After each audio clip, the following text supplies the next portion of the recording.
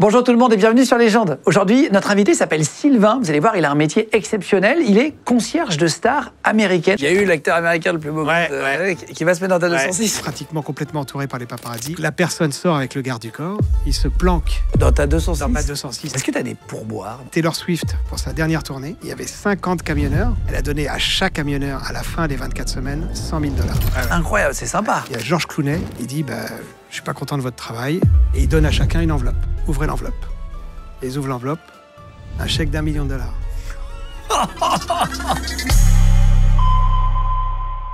Bonjour tout le monde et bienvenue sur Légende. Aujourd'hui, notre invité s'appelle Sylvain. Vous allez voir, il a un métier exceptionnel. Il est concierge de stars américaines quand ils viennent à Paris, les plus grandes stars du monde. Vous avez pu déjà voir ou connaître d'ailleurs les plus grands couples connus dans le monde.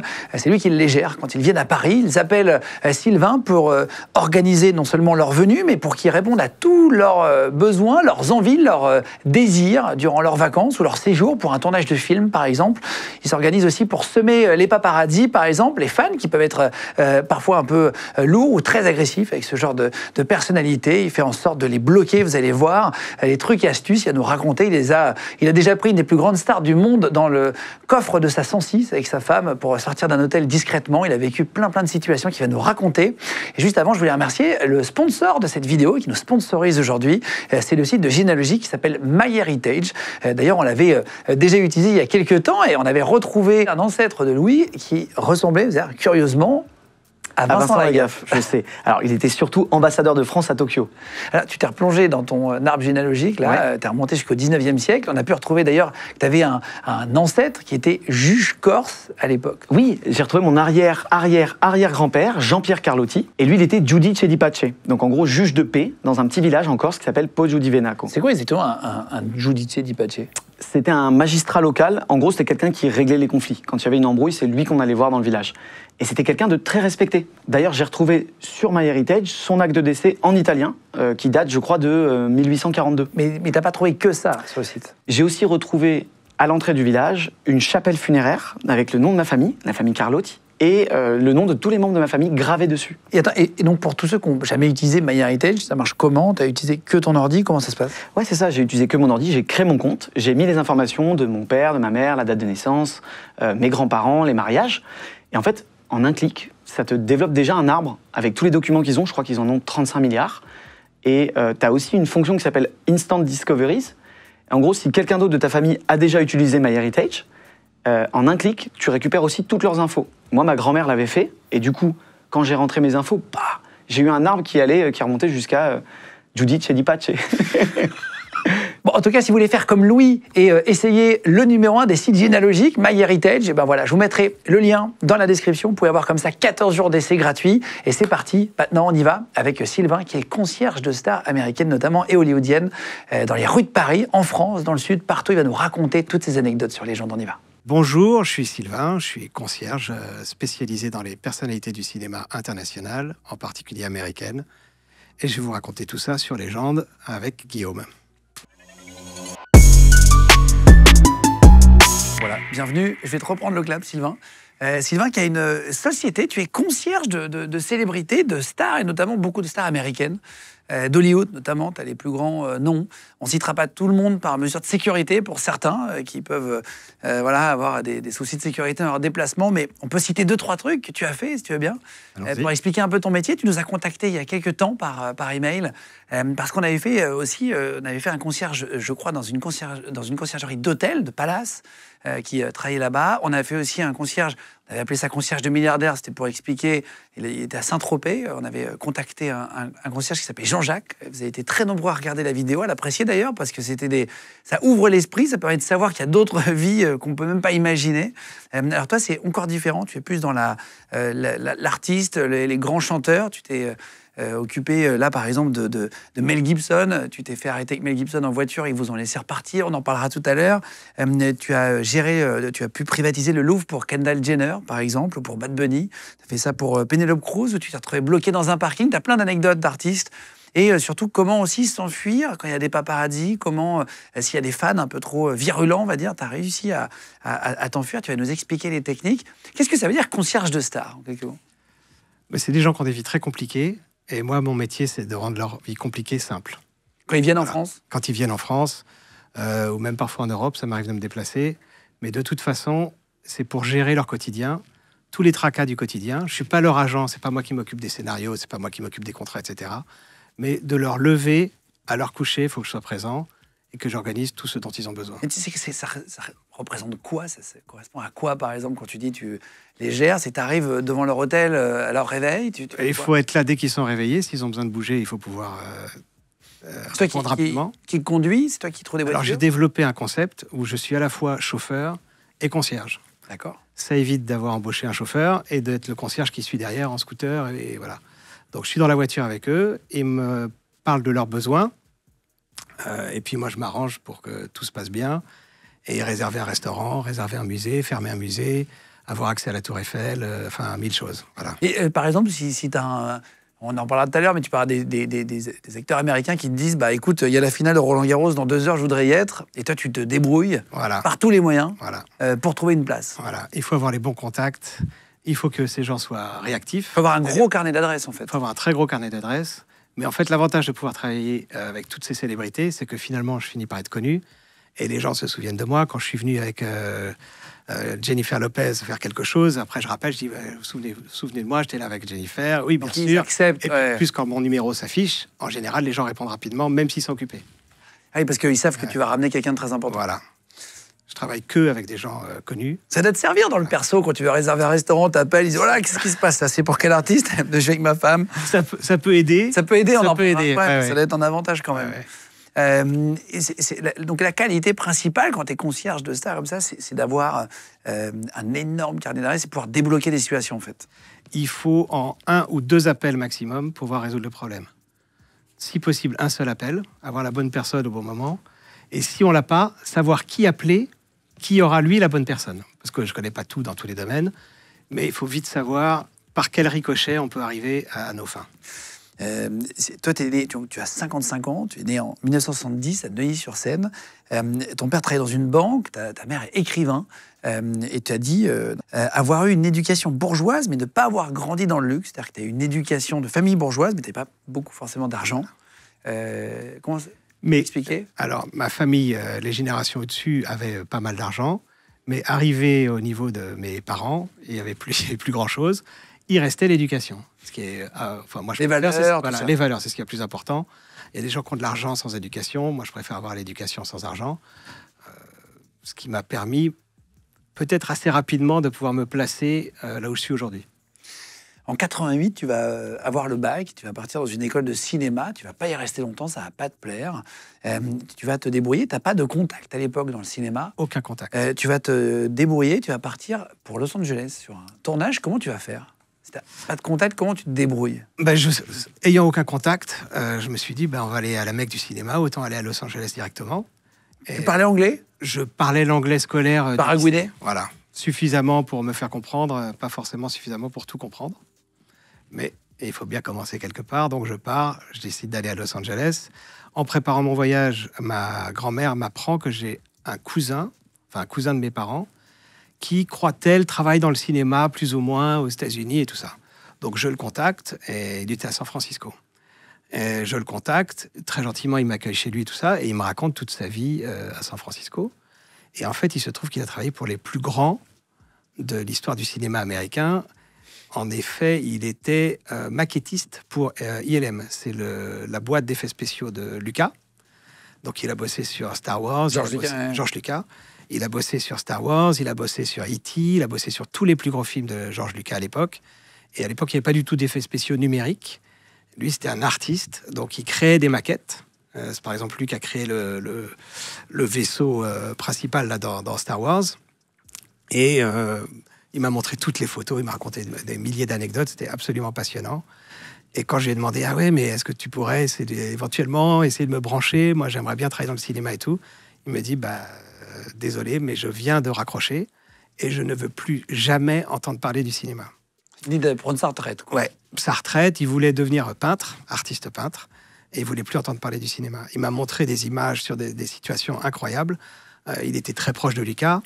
Et j'ai essayé d'insister un petit peu, mais il n'y avait rien à faire. Il ne voulait pas du tout m'aider, parce qu'il voulait, lui, ne plus avoir affaire à ce milieu-là. gens-là, Et il m'a pas dit pourquoi, j'ai jamais su pourquoi. Il était très gentil, très accueillant, mais Et comment tu vas te débrouiller pour y arriver alors? bah, du coup, j'étais avec un ami, on décide d'aller à Los Angeles. Et à Los Angeles, que faire? On va dans les studios. Si tu veux aller dans les studios, il y a une sécurité énorme autour, c'est pas possible. Mais tu peux pas aller devant. Bah, voilà. Donc on se dit, il faut qu'on sorte là où sortent les gens de Los Angeles. Où sont les endroits branchés? On demande un petit peu là où on était. On était dans un motel un peu déglingos. Mais le réceptionniste, ou je sais pas si c'était le patron du motel, était assez sympa. Il nous dit, ah mais attendez, moi je connais quelqu'un qui est dans le cinéma. Ah oui, je vais vous amener. Et on dit, bah, comment on y va en voiture et tout? Non, suivez-moi, on y va à pied. En fait, on fait le tour de l'hôtel. Derrière l'hôtel, il y avait un cimetière. Et c'est là qu'il y avait la tombe de Marilyn Monroe. Donc ça le fait marrer, lui. Nous aussi, ça nous fait marrer. Mais c'est la première star, plus ou moins, donc, que j'ai approchée dans ma vie. C'était Marilyn Monroe, mais c'était sa tombe. Et du coup, ce monsieur, on lui demande, est-ce que c'est... Comment on fait? Où est-ce que sortent les gens du cinéma? Est-ce que vous croyez que c'est possible de les approcher, tout ça? Et il nous donne une adresse. À Paris, Tu es tellement motivé que ah oui, oui. prêt, juste pour aller sur un tournage, à aller voir les boîtes de nuit. Il faut bien essayer. C'est quelque important, part. non, mais c'est-à-dire que la porte est fermée, tu passes par la fenêtre. Voilà. Faut tout essayer. Et donc tu vas trouver cette boîte de nuit? On trouve cette boîte de nuit, ça s'appelle le Roxbury. On y va avec mon copain, on se sape et tout. On essaie de se faire plus ou moins beau, comme des gens de 20 ans peuvent l'être. Et puis on arrive devant la boîte. On essaye de rentrer comme si c'était normal qu'on rentre. Et pour eux, c'était pas normal qu'on rentre. Donc on se fait jeter gentiment. Private party tonight. Désolé. On essaie d'expliquer, please, we are French, we come from Paris. Voilà, non, rien à faire, on reste dehors. Une fois qu'on est dehors, qu'est-ce qu'on dit? On se dit, qu'est-ce qu'on fait? On va attendre. Peut-être que si c'est une soirée privée, justement, il y a des stars qui vont passer. Peut-être qu'on essaiera de discuter, de pouvoir rentrer. Et puis on voit une bande de mecs qui arrivent, qui étaient habillés pas du tout à l'américaine, plutôt comme le Palace, les fameuses années Palace à l'époque, le bandana, les jeans troués. C'était des mecs qui étaient assez imposants. Et on les entend parler français. Quand ils passent devant nous, ils parlent français. Donc on dit bonsoir, on tente en français de les accoster. Ah, salut, qu'est-ce que vous faites là? Et puis ils devinent très bien, vous êtes fait jeter de la boîte, oui. Vous voulez rentrer avec nous? Oui, hop. Et nous voilà partis, on est embarqués, on rentre dans la boîte.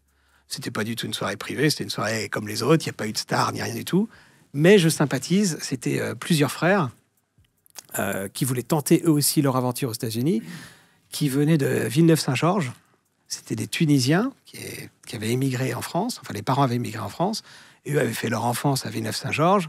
Ils s'étaient dit qu'il n'y avait rien à faire à Villeneuve-Saint-Georges, ils étaient partis à Los Angeles plus tôt que moi, et donc ils avaient déjà engrangé... Villeneuve-Saint-Georges, qui est une ville à côté de Paris. Voilà, une banlieue parisienne. Et du coup, je sympathise avec eux, je leur explique le cinéma, ils nous disent, mais nous aussi, mais nous, en fait, on vient d'écrire un scénario qui va être produit, ce serait leur premier film, sauf qu'apparemment, ils n'y connaissaient rien. Moi, je voulais faire du cinéma, j'y connaissais pas grand-chose, mais j'y connaissais un peu plus qu'eux. Donc, je les aide sur le scénario, je relis leur scénario. Ma mère, qui est écrivain, relit leur scénario avec plein de fautes et tout ça. On corrige tout ça, on en fait quelque chose de pas mal, et ils me disent, bah, on t'embarque sur le tournage. Ils avaient réussi à le faire financer parce qu'il y a des... Ils avaient trouvé des financements aux États-Unis parce que c'est plus ouvert là-bas, des gens prenaient un peu plus de risques. Et que l'histoire était magnifique. Le grand frère de la Smala, qui s'appelle Asdin, c'est un conteur né. Et il te lit l'annuaire, t'es passionné par ce qu'il te raconte. Et en plus, il raconte des belles histoires. Donc c'était son histoire, c'était autobiographique. Et je me retrouve peut-être 3-4 mois plus tard en Tunisie. Le film se passait en Tunisie, avec une petite équipe tunisienne. Loin de Los Angeles. Loin de Los Angeles. Sur un film tourné en français, en Tunisie. Mais quand même avec des vraies caméras. Au moins, tu apprends le métier. Voilà. Ouais. Et surtout qu'eux ne connaissaient pas du tout. Et moi, j'ai fait tout le storyboard. Je dessine comme un pied. Mais tu faisais quoi sur le tournage? Alors, le Asdin en question était réalisateur et acteur principal. Et comme il était acteur principal, toutes les scènes où lui jouait, il fallait bien qu'il y ait un réalisateur. Donc, c'est moi qui ai réalisé toutes les scènes où lui était. Je me suis éclaté. Je trouvais ça absolument extraordinaire. Ça correspondait bien au-delà de mes rêves les plus fous. Et j'ai pas vu le temps passer, on a fait tout le film, ça s'est super bien passé. C'était un vrai film de cinéma, quoi. Tu vas être embauché sur un autre film ensuite. Tu vas basculer sur c'est un film américain. Tu vas même rencontrer Harvey Weinstein. Alors c'est Scandale d'Harvey Weinstein, tu vas le rencontrer. Ouais. Alors c'est le premier film vraiment américain sur lequel je travaille. Harvey Weinstein n'était pas le producteur de ce film, mais je m'occupais d'une actrice dont j'étais l'assistant sur ce film. Et Harvey Weinstein veut la rencontrer. Et elle me dit, s'il te plaît, reste avec moi quand il sera là. C'était chez elle. Il avait déjà un peu une... C'était il y a très longtemps, mais apparemment, elle était déjà au courant. Sachant que sur le même film, il y avait Gwyneth Paltrow, et que Gwyneth Paltrow a eu apparemment une histoire avec cet Harvey Weinstein. Donc peut-être qu'elles se sont parlé, j'en sais rien. En tout cas, elle était très méfiante. Harvey Weinstein arrive, j'étais chez elle, je m'occupais de sa petite fille qui avait 3 ans, Leila, la fille de Greta Scacchi. Et il arrive, il n'est pas très agréable à l'approche. Il est tout transpirant, il est assez effrayant, et il essaye d'embarquer Greta dans la chambre de Greta. Il dit « Ah, j'ai mal au cou, il faut que tu me fasses un massage ». Et il ne se connaissait pas, c'était la première fois qu'il la voyait. Il l'avait certainement eu au téléphone, mais c'est la première fois qu'elle le rencontrait. Elle insiste en disant « Non, on reste dans le salon ». Lui, il veut m'envoyer acheter des cigarettes. Elle m'avait dit « Tu bouges pas ». Donc, je refuse. Je dis « J'irai acheter vos cigarettes tout à l'heure. Je m'occupe de Leila. » Mais non, on va s'occuper de Leila. Enfin, bref. Il insiste. Et puis, finalement, il finit par partir parce qu'il s'aperçoit qu'il n'aura pas gain de cause. C'est incroyable. Et j'ai compris, 20 ans plus tard, ce qu'il aurait pu se passer. Ouais, donc c'était pas... Et il était vraiment repoussant. Enfin, il était vraiment désagréable. Tu vas faire ça pendant 10 ans, tu vas être assistant.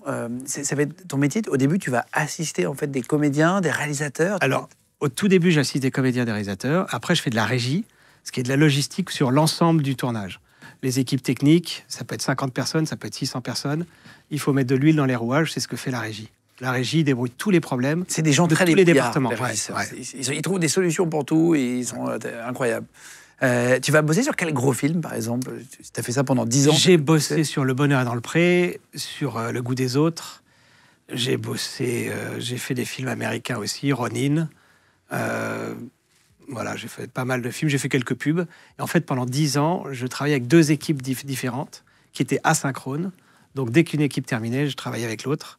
Et en 10 ans en tout, j'ai eu 3 mois off, qui ne sont pas vraiment des mois de vacances, parce que j'étais épuisé. Mais j'ai travaillé comme un dingue. C'était compliqué à gérer, les comédiens? Les comédiens, c'est toujours assez délicat à gérer. Parce qu'en fait, au moment où ils sont sur le plateau, ils sont là pour apporter leur talent. Et il ne faut pas qu'ils soient perturbés par quoi qu'il se soit passé avant. Donc, il faut faire en sorte que tout se passe au mieux jusqu'au moment où ils arrivent sur le plateau. Et ça, c'est un peu le métier de la régie, entre autres. Et c'est comme ça que j'ai commencé à comprendre qu'il fallait prendre soin de ces gens-là. Il y a beaucoup d'ego dans le cinéma Alors, il peut y avoir de l'ego. Il a une caravane plus grande que la mienne. Pourquoi est-ce que lui, il doit attendre il doit attendre qu'1 heure et moi, j'ai attendu toute la journée. Il y a un peu de ça. Mais c'est surtout des gens qui sont toujours dans l'émotion, qui savent véhiculer l'émotion, c'est le métier de comédien, mais qui sont très fragiles par ailleurs. Donc, il faut vraiment qu'il n'y ait aucune anicroche. Il ne faut pas que la personne qui vient les chercher soit en retard. Il ne faut pas que le café dont ils ont besoin soit tiède. Voilà, il ne faut pas qu'il fasse trop chaud, trop froid dans la caravane. Mais en fait, ça se comprend parce que eux, ils sont angoissés, en général, avant de venir travailler. C'est très rare ceux qui sont très décontractés et qui arrivent et qui donnent ce qu'ils doivent donner dans la... Les anciens, il paraît que c'est souvent les plus décontractés qui arrivent et qui savent faire. Oui, mais il y a toujours un peu d'inquiétude. Même chez les gros, Ouais, même chez les gros. Même chez les gros Américains? Même chez les gros. Tu vois... C'est très cadré, et c'est très millimétré. Et c'est un travail sur mesure qu'il faut faire toujours auprès d'eux, tout le temps.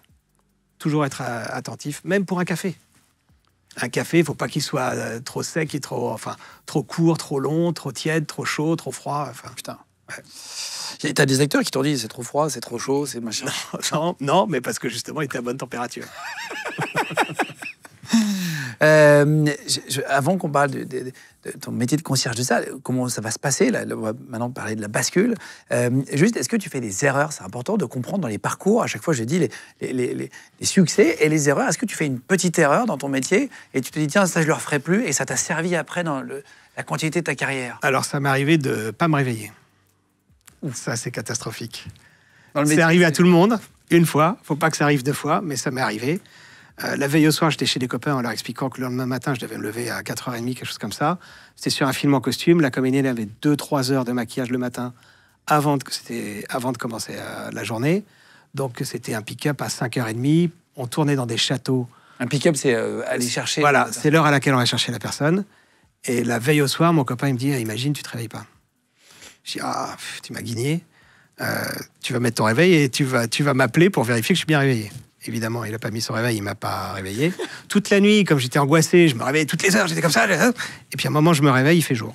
Et là, c'était pas du tout normal. C'est l'heure à laquelle je me suis réveillé l'heure à laquelle je devais être en bas de chez la comédienne, qui habitait à 3/4 d'heure de chez moi, et moi j'étais encore dans mon lit, comme ça. Donc, immédiatement, je l'appelle.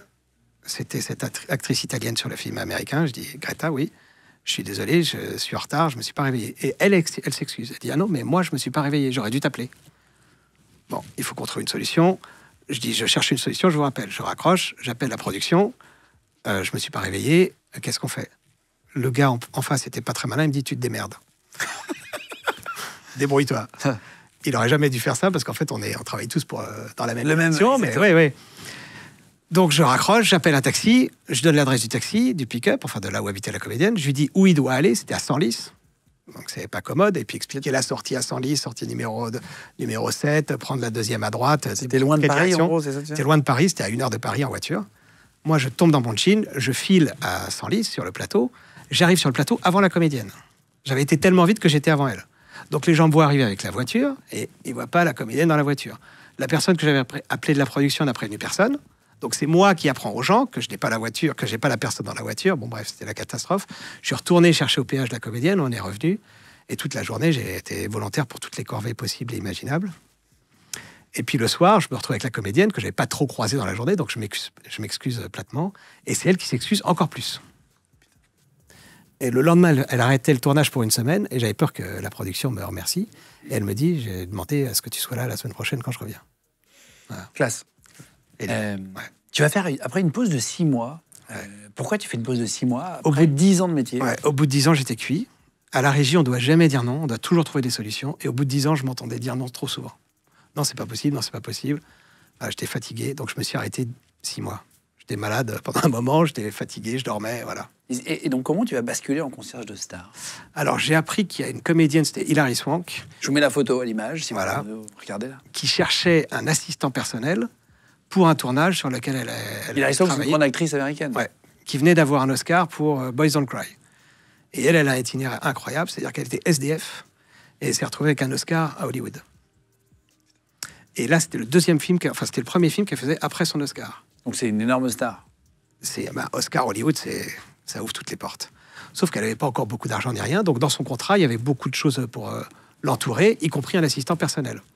Et en fait, les per diem, c'est ce que la production donne toutes les semaines aux comédiens pour qu'ils puissent aller au restaurant. C'est de l'argent de poche. C'est de l'argent de poche. Les per diem qu'elle avait sur ce film étaient plus importants que son salaire sur le film sur lequel elle a eu un Oscar. Oh la vache. Ouais. Et elle se retrouve, elle dormait dans sa voiture. Hein. Et elle a eu son Oscar. Apprenant qu'elle avait besoin de quelqu'un, j'ai appelé la production, j'ai dit voilà, ils me connaissaient, j'étais régisseur, voilà. Je veux bien m'occuper que de cette personne.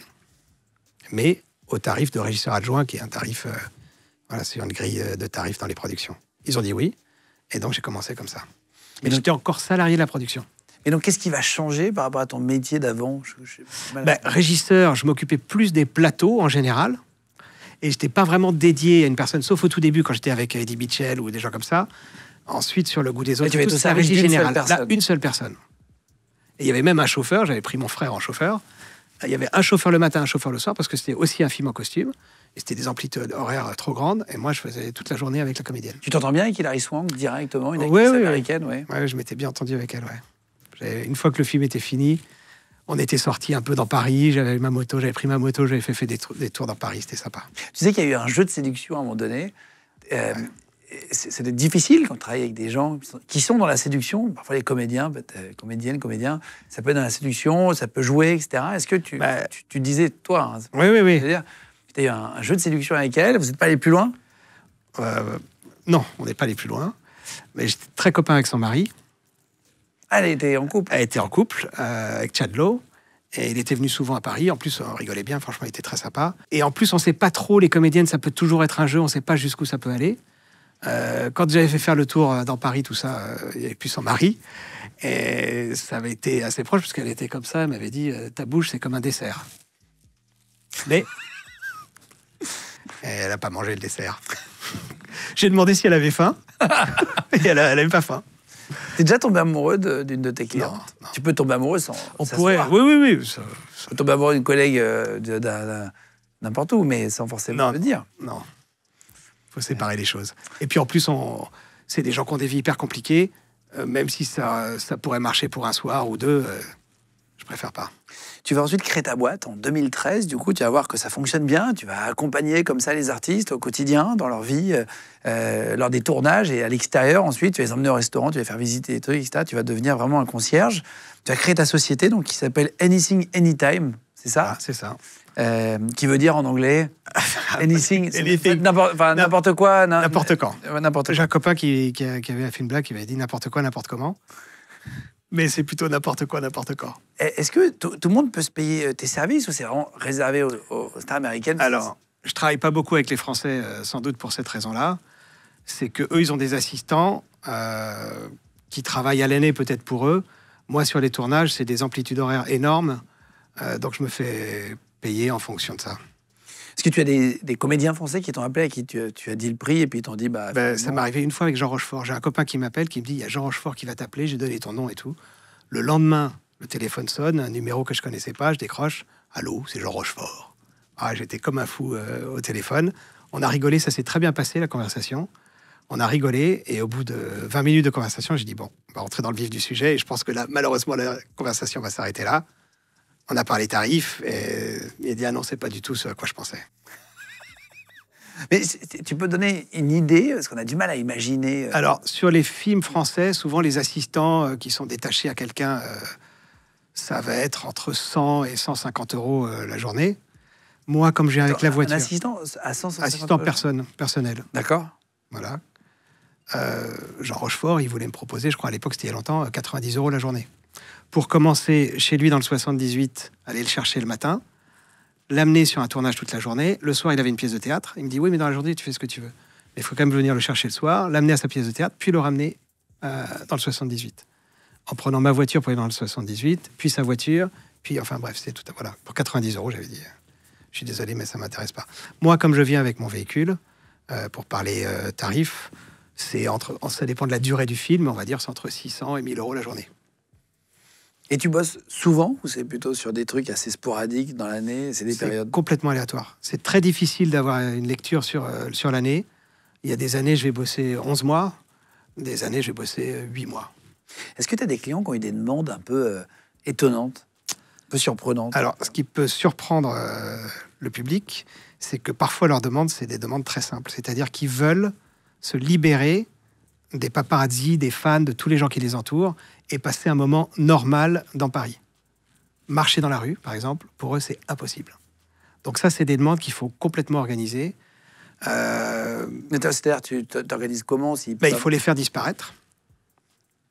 Alors que parfois, l'immeuble est entouré de paparazzi aux quatre coins de l'immeuble, etc.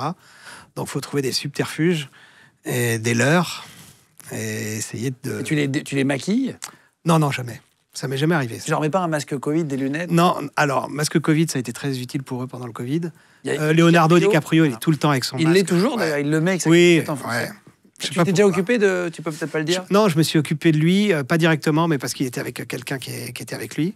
Il est assez mystérieux. Et dans sa vie privée, il est très différent de sa vie d'acteur au cinéma. Tu t'es occupé de même mec aussi connu que lui, voire plus. Hein, ouais. Et tu t'occupes toujours d'ailleurs de gros comédiens américains, de les plus connus, quoi. Et donc, tu fais disparaître, et après, ça t'est arrivé de faire marcher des gens de gabarit. Je sais même pas comment on peut citer de nom, parce que le problème, c'est que si je vais citer quelqu'un de très connu, c'est un des tiens. Je dirais pas que c'est lui, mais oui. Mais donc, si tu fais se promener un acteur américain très connu, tu arrives à le faire marcher tranquille? Il faut trouver le quartier qui s'y prête. Il faut rester pas loin, mais il faut pas être avec lui, parce que s'il y a un attroupement autour de la personne, forcément, ça se voit. C'est louche. Les gardes du corps avec lesquels je travaille, c'est des gens très discrets qui vont travailler à distance. Il faut jamais perdre de vue la personne, parce que sinon c'est la catastrophe. Mais il faut qu'elle puisse avoir, si elle est avec un ami, avec une amie, un couple, il faut qu'ils puissent avoir leur moment à Paris où ils se baladent dans les rues, ils regardent et comme ils tout sont le monde. Tranquilles. Comme tout le monde, en fait. En fait, ils veulent avoir la vie de impossible pour eux. Quasiment impossible. Et donc, tu arrives à le faire, ça? J'arrive à le faire. Et tu l'as fait pour qui, par exemple, de improbable, que tu peux dire, tu vois, une star où tu t'es dit, tiens, il peut pas marcher tout seul dans la rue, tu as réussi à le faire? Alors, j'ai une petite histoire avec Nicole Kidman. Elle, c'était encore différent. Elle était à Paris pendant une semaine, pendant 10 jours. La première semaine, elle n'avait aucune manifestation officielle et personne ne savait qu'elle était à Paris, donc tout se passe bien. Il n'y a pas besoin de la faire disparaître puisqu'elle n'était pas encore apparue. Et au bout de cette semaine, elle assiste au mariage de Zoé Kravitz. Et donc, effectivement, au mariage, évidemment, il y a plein de paparazzis. Les paparazzis s'aperçoivent qu'elle est présente au mariage et nous suivent dès qu'on sort du mariage. Et il était 1h du matin et le garde du corps anglais me dit il ne faut pas qu'il nous loge. Loger, ça veut dire trouver... Voilà, ça va où tu dors. Parce qu'à partir du moment où on est logé, après, c'est très compliqué pour avoir justement ces moments normaux dans la vie à Paris. Et du coup, 1h du matin, j'avais pas de préparation, j'avais personne sous la main. Qu'est-ce qu'on fait? J'imagine, je me dis, on va aller à l'Arc, qui est une boîte de nuit très connue à Paris, où c'était un samedi soir, il y a toujours énormément de monde devant l'Arc. Et je dis au garde du corps, le seul moyen qu'on y arrive, c'est que je m'arrête devant l'Arc, tu descends, tu prépares la sortie, tu préviens les portiers qui vont t'arranger, tu dis pour qui c'est, tu dis c'est Nicole Kidman et tout, ils vont t'arranger, ils vont mettre des barrières et tout ça, ça va mettre un peu de temps. Les paparazzis vont descendre, ils vont préparer leur appareil photo, ils vont se caler, etc. Moi, j'attends que la circulation se libère devant moi. Le garde du corps reste devant la boîte de nuit et tout d'un coup... Vous partez. Ouais. Et comme ça, les photographes, ils restent devant la boîte. Parce qu'il regardait le garde du corps. Parce que c'était lui le chef d'orchestre. Il pensait plus trop à me suivre et moi, je suis parti. Et ça a marché? Et ça a marché. Vous prenez des risques. On sait que Lady Di est décédée quand même Ouais. d'une course-poursuite avec des paparazzis. C'est un vrai sujet. Dans le pont de l'Alma, elle a tapé un poteau avec la voiture Mercedes à l'époque.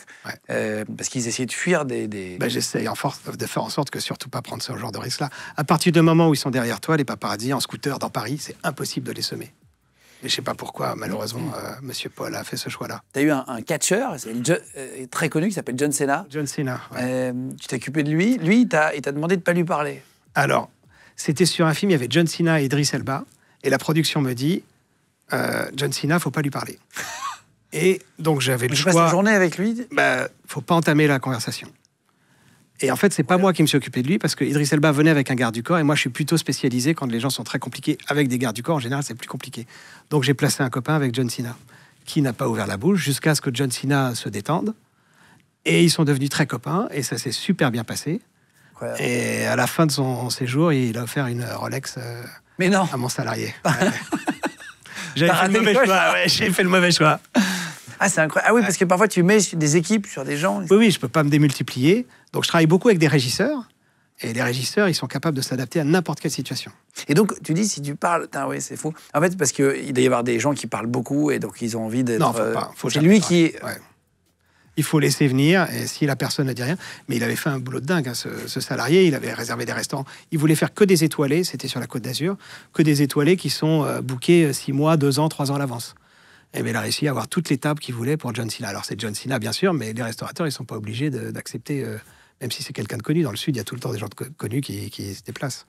Est-ce que tu as eu déjà comme ça des artistes pas sympas et qui n'ont pas été gentils avec toi, où tu t'es dit, sans les citer, pareil, c'est pas le but de l'émission, mais est-ce que tu as eu des mecs vraiment pas cool avec toi, alors que tu es leur concierge? Non, alors, ça m'est arrivé une anecdote avec Anthony Hopkins.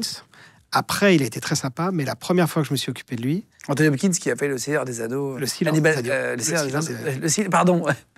Exactement, le Silence des Agneaux. Oui, c'est Le Silence des Agneaux, c'est Hannibal Lecter. Ouais, c'est ça. Pardon, j'ai mélangé. Qui est un immense acteur. Ouais.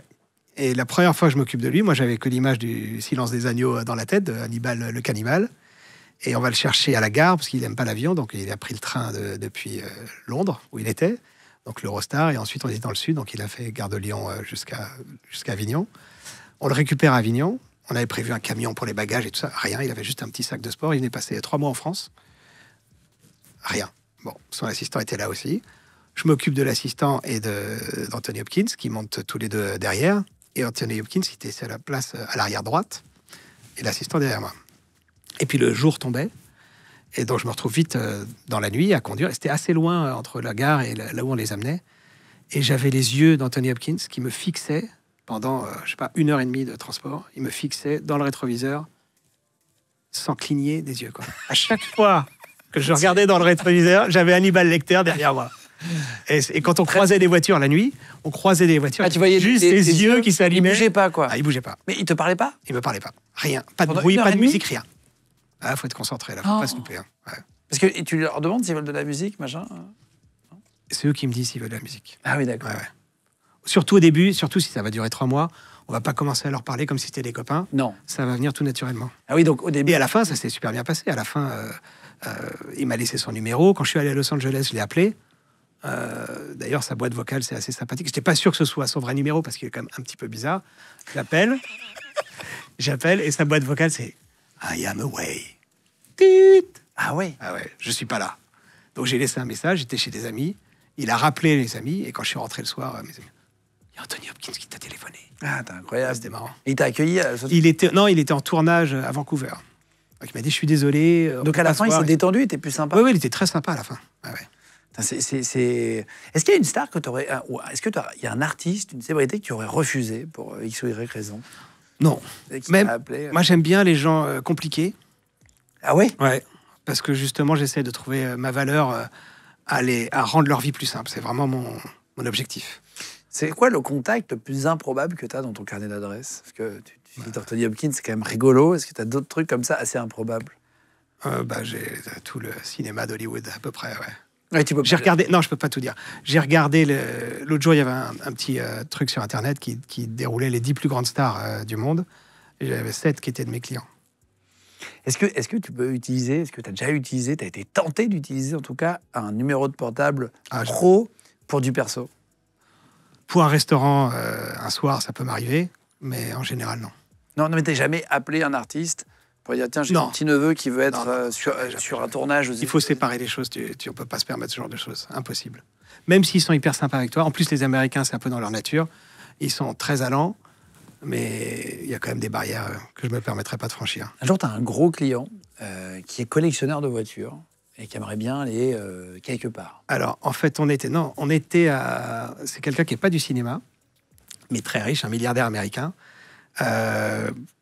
On va chercher une Porsche pour lui à Munich. Non, c'était pas Munich. Bon, bref, en Allemagne. On va chercher une Porsche pour lui en Allemagne. On revient et sur la route, son épouse voulait visiter Strasbourg. On s'arrête à Strasbourg. Et moi, je sais qu'à côté Strasbourg, il y a Bugatti. J'ai un contact qui me permet de les appeler sans que le client soit au courant. Je dis, voilà, je suis avec monsieur machin. Il aimerait bien éventuellement visiter vos usines, vos bureaux, enfin, voir comment c'est fait chez vous. Est-ce que vous accueilleriez?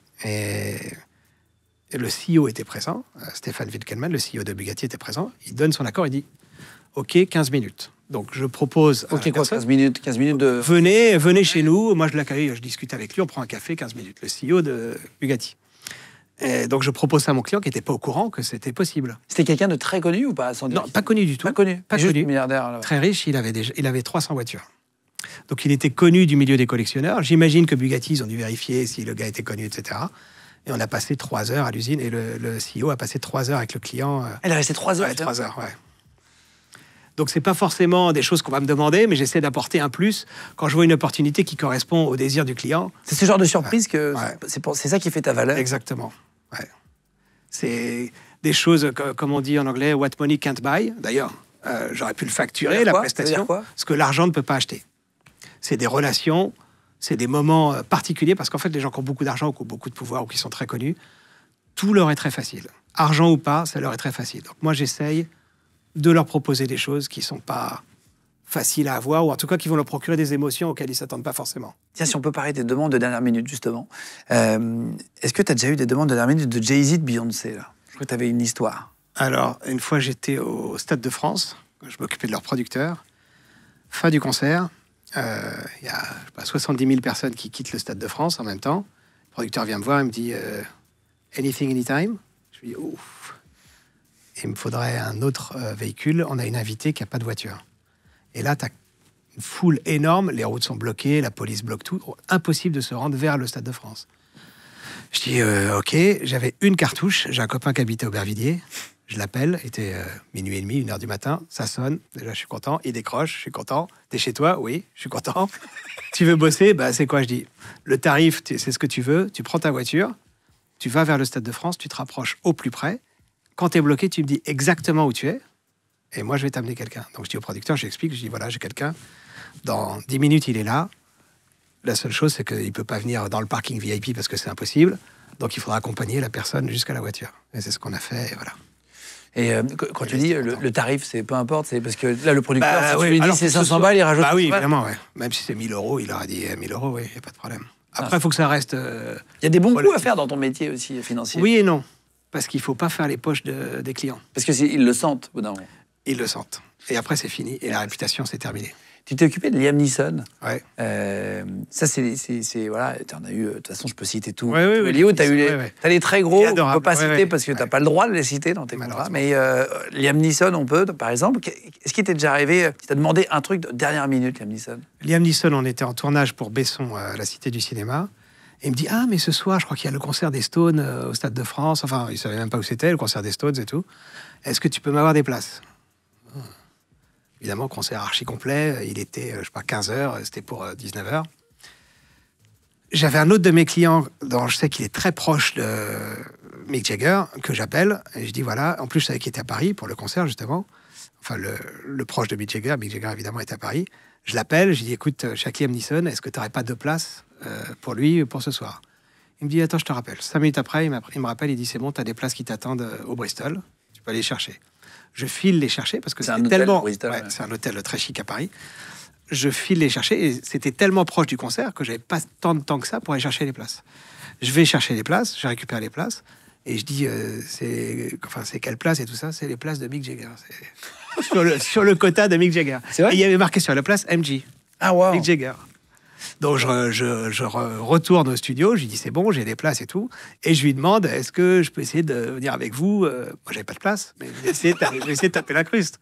Le concert des Stones, ça se loupe pas. Et il t'a emmené? Et il m'a emmené. Non, c'est moi qui l'ai emmené. Oui, c'est toi qui l'as emmené. C'est moi qui l'ai emmené. Il m'a dit oui, vas-y, on essaye. Donc j'ai piqué un talkie à la prod, je dis je vous le rends demain.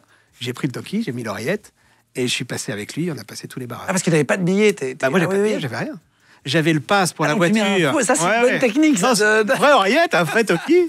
Mais il n'y avait pas grand monde au bout du talkie. En tout cas, ils étaient trop loin pour me répondre. Tu prends un talkie à vide et tu fais semblant de pousser devant l'artiste. Ouais, je faisais le style, j'étais son gardien, ce qui n'était pas du tout vrai. Mais ce qui a quand même servi, parce qu'on est arrivé dans l'espace VIP pour le concert. Et personne t'arrête, c'est fou quand même. Personne. Vous n'êtes pas fouillé quand ces artistes connus, j'imagine, ils fouillent pas. Ah non, sûrement. T'imagines, c'est-à-dire que c'est quand même incroyable. Ouais. Ils vont pas sortir un flingue et tirer sur tout le monde. Oui, mais les équipes autour, tu sais pas s'il y a un zinzin. Tu sais pas, ouais. Non, mais comme j'étais proche de lui, ça se voyait qu'on s'entendait bien.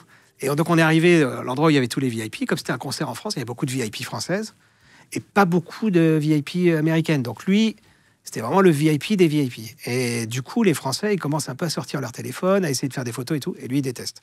Donc je vois ça. Et je connaissais bien l'assistant de Mick Jagger. Je le chope, je dis, écoute, je suis avec Liam Neeson, là, t'as vu, c'est un peu compliqué. Est-ce que t'as pas un autre endroit pour lui? Il dit, attends, viens avec moi. Il nous emmène dans la loge VIP des VIP, qui étaient des enfants de la famille de Mick Jagger et des Stones. On était pratiquement sur le stage. Juste en face, on était à 50 mètres, le meilleur endroit. C'était pas très confortable, mais c'était la meilleure soirée, le meilleur concert des Stones que j'ai jamais vu. C'est incroyable. Et par exemple, quand tu dégotes un truc comme ça, il y a un tarif. Comment ça coûte une place comme ça? Comment ça se passe? Les places sont gratuites. Donc oui, en fait, les faire payer. Il n'a pas payé. Non, il n'a pas payé. C'est juste, ça fait partie du service. Il y a des gens qui le font payer. Il y a des gens pour lesquels j'ai travaillé qui m'ont envoyé, avant qu'ils arrivent en France, ils m'envoient tout un programme, pour ne pas la nommer Jennifer Lopez. J'ai tout son programme, c'est une amie qui est leur assistante. Elle m'envoie tout et je vois les tarifs. Et je dis, c'est chaud, là, ils te font payer des trucs. Moi, c'est gratuit, quoi. Je peux pas, par exemple, faire du shopping chez Dior.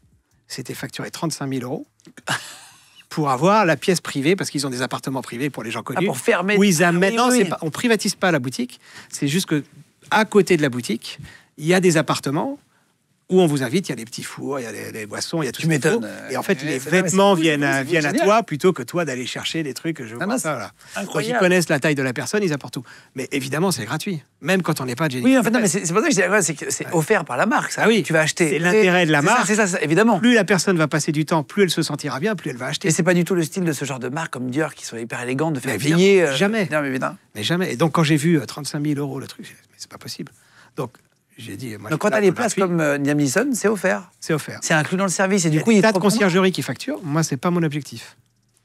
T'as eu Michael Douglas aussi, par exemple. Il t'a demandé aussi pour une dernière demande, pour qu'on comprenne ce que ça peut être ton métier. Oui.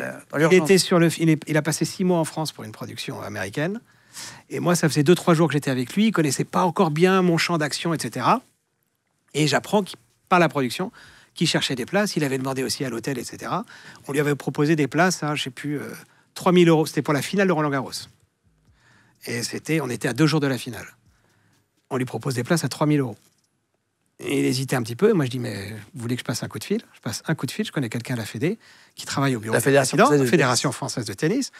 Je l'appelle. Ça va, il me connaît parce que j'ai déjà amené d'autres Tu gens. sais que tu vas ramener du monde. Voilà. T'es avec qui? C'est en général ça va assez vite. Michael Douglas. Tu veux des places pour la finale? Oui. Il me dit, ah ben alors j'ai une question pour toi, c'est côté officiel ou côté caché? C'est-à-dire la tribune où on est filmé ou la tribune où on n'est pas filmé. Ah, il y a 2 tribunes. Donc je dis, bah, je te rappelle, je demande à Michael, je dis, voilà, j'ai les places, ça sera gratuit. Par contre, la fédération demande si vous voulez être filmé ou pas, si vous voulez y aller en privé ou pas. C'est la même tribune, hein, mais c'est d'un côté et de l'autre. Il dit, non, filmé, il n'y a pas de problème. C'est aussi un moyen de Oui, remercier à la parce qu'il est Fédé. intelligent et qu'il sait très bien que si c'est gratuit, il faut peut-être qu'il donne un peu de sa personne. Voilà, Oui, si c'est gratuit, c'est que c'est toi le produit. voilà c'est ça. Ouais, c'est tant. Et ça, il connaît très bien, lui. Et donc, tu as eu ces places. Et j'ai eu ces places. Et je ne l'ai pas facturé, et il était content. En plus, les places de l'hôtel, je crois que c'était 3 000 € en cash, non remboursables, qui neige, qui vente, voilà. Et du coup, on parle des avantages de métier, quand on reçoit des gens qui ont des métiers extraordinaires. Par exemple, quand tu veux avoir des places après, si tu veux emmener... Tu as des enfants, toi? J'ai pas d'enfant. Tu n'as pas d'enfants? Tu es marié? Tu es en Je suis couple? marié, Est-ce que quand tu vas aller quelque part avec ta femme... J'essaye de les avoir normalement. Ah ouais. Et si vraiment ça coince, Au bout de si 3 je m'entends minutes, bien tu avec passes la un coup de personne. fil. Non, 5. Non, si ça se passe bien, si je m'entends très bien avec la personne, je vais l'appeler. Si je ne connais pas trop, je n'oserais pas. Et alors, tu as une fois bluffé pour la Tour Eiffel. Qu'est-ce que c'est? Alors, j'étais avec Guy Ritchie. C'est le réalisateur qui était aussi l'ancien petit ami de Madonna. Le mec de Snatch. Le mec de Snatch. Oui, c'est ça qui a réalisé Excellent. Snatch. Oui, Excellent. On est d'accord. On avait fait une pub pour Dior, j'étais avec lui. On avait tourné 3 nuits à la Tour Eiffel, ça coûte une fortune. Dior, 2 nuits, la Tour Eiffel, Guy Ritchie, production internationale. Ils ont dû payer, ça doit être, je sais pas, 70 000 € la nuit à la Tour Eiffel. 3 nuits. La 4e nuit, on tournait au Trocadéro, mais sur le chemin, il était lui au Bristol, qui est pas très loin, toujours l'hôtel, qui est pas loin. C'est un hôtel où il y a beaucoup d'artistes internationaux qui dorment là-bas. Et qui est pas très loin du Trocadéro, et pas très loin de la Tour Eiffel. Il monte dans la voiture et il me dit, j'aimerais bien retourner à la Tour Eiffel. La Tour Eiffel, c'est très compliqué parce qu'il y a des files d'attente énormes, on peut plus y aller sans billet. Et même pour les célébrités, ils ont un protocole où c'est 48 heures. Attends, quand tu dis il a envie de retourner, c'est retourner des scènes? Il veut voir Non. pour peut-être tourner des scènes.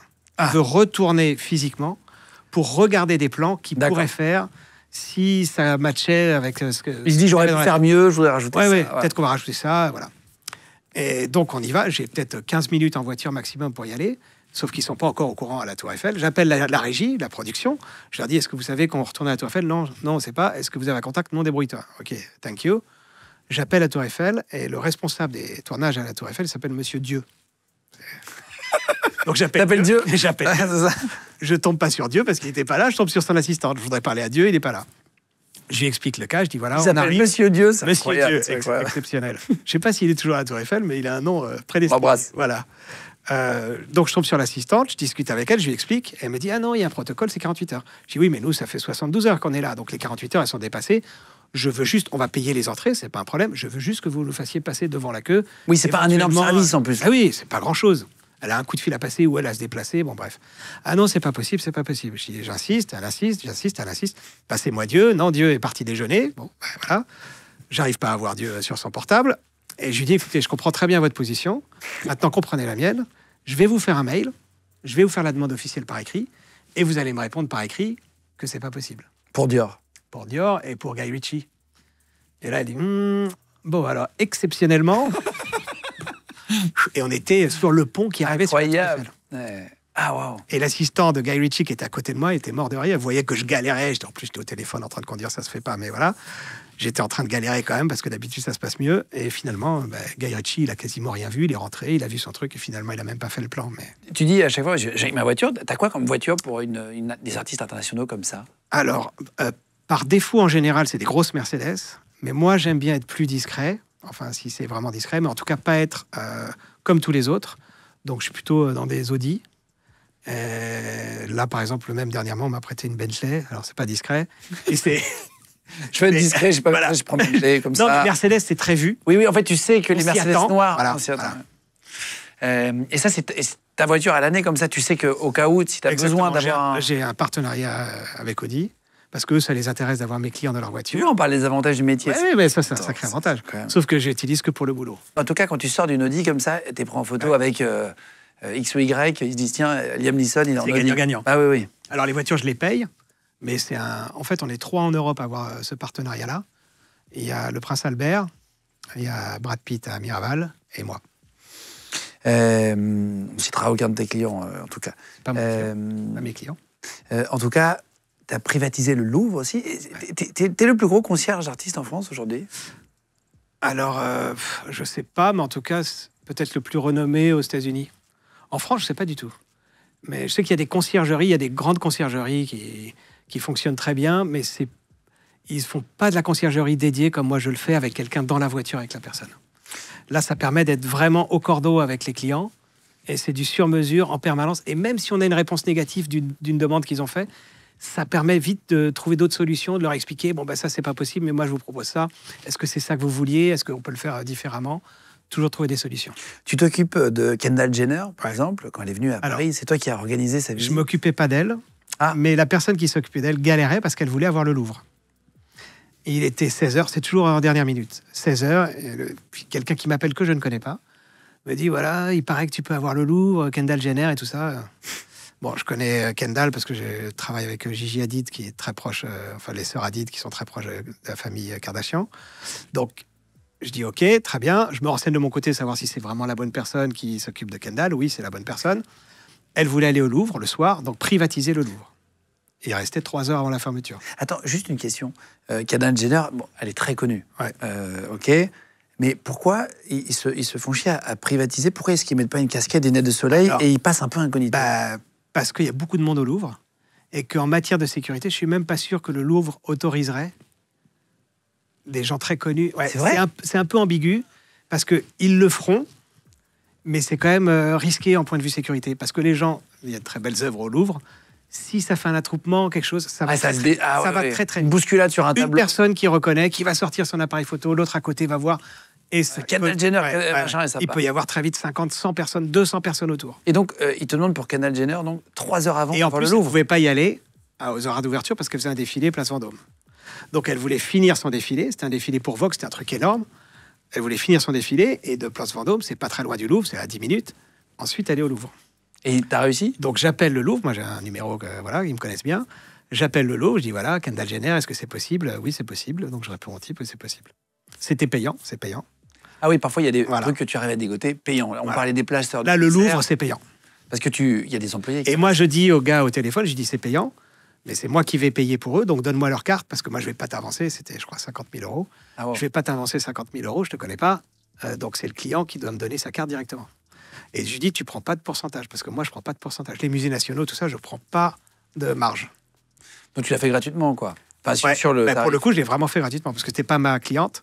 Et le Louvre, ils m'ont pas rémunéré non plus. La photo de Kendall Jenner, là, je vous mets la photo à l'image. Elle est magnifique. Qui est de dos. Ouais. Ça, c'est grâce à toi, tu as réussi à dégoter. Elle était pieds nus dans le Louvre et ça fait une petite polémique parce que genre, ah mais qui est-elle pour être pieds nus dans le Louvre? Et moi, je trouve ça, la photo, je la trouve assez poétique. Parce qu'elle est toute seule devant ce tableau énorme.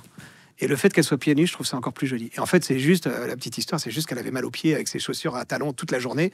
Et visiter tout un musée avec des chaussures à talons de 12, c'est fatigant. Et tu l'accompagnes quand c'est une visite que tu as dégotée comme ça? J'ai pas pu l'accompagner parce que j'étais avec un autre client.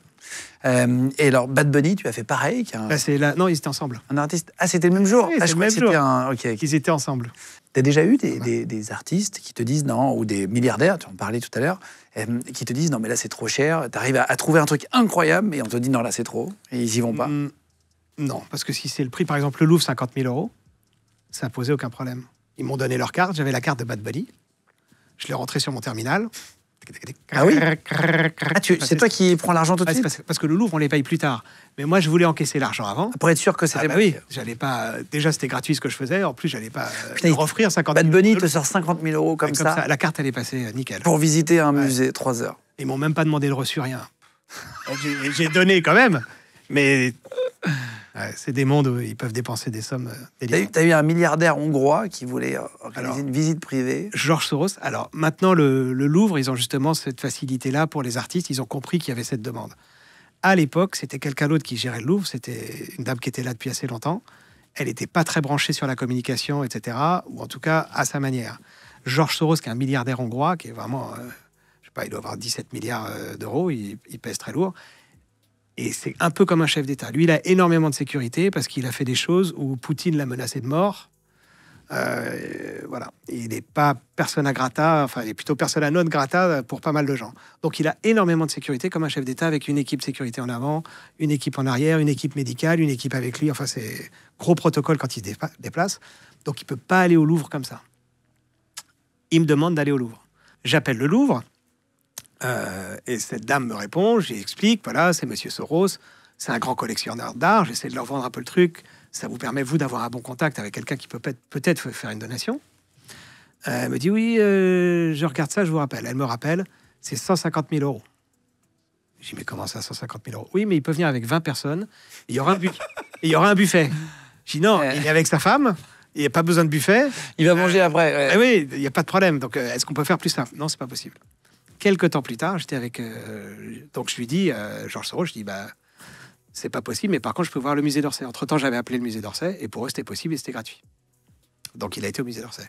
Quelques temps plus tard, je suis avec Gigi et Bella, Hadid, les deux mannequins. À L2, Ils sont très connus. Très connus. Elle doit avoir 100 millions de followers, même un peu plus à L2. Et elles me disent, pareil, on voudrait aller au Louvre. Je rappelle la dame, et elles disent, on peut faire une story gratuite pour le Louvre. À l'époque, leur story, je crois qu'elle facturait 250 000 $. Donc, 2 stories gratuites pour le Louvre. 250 000. Ouais. Attends, 2, tu plaisantes. Ben, je vache. suis chez Légende et je bois mon café. Elles font une photo avec marqué Légende.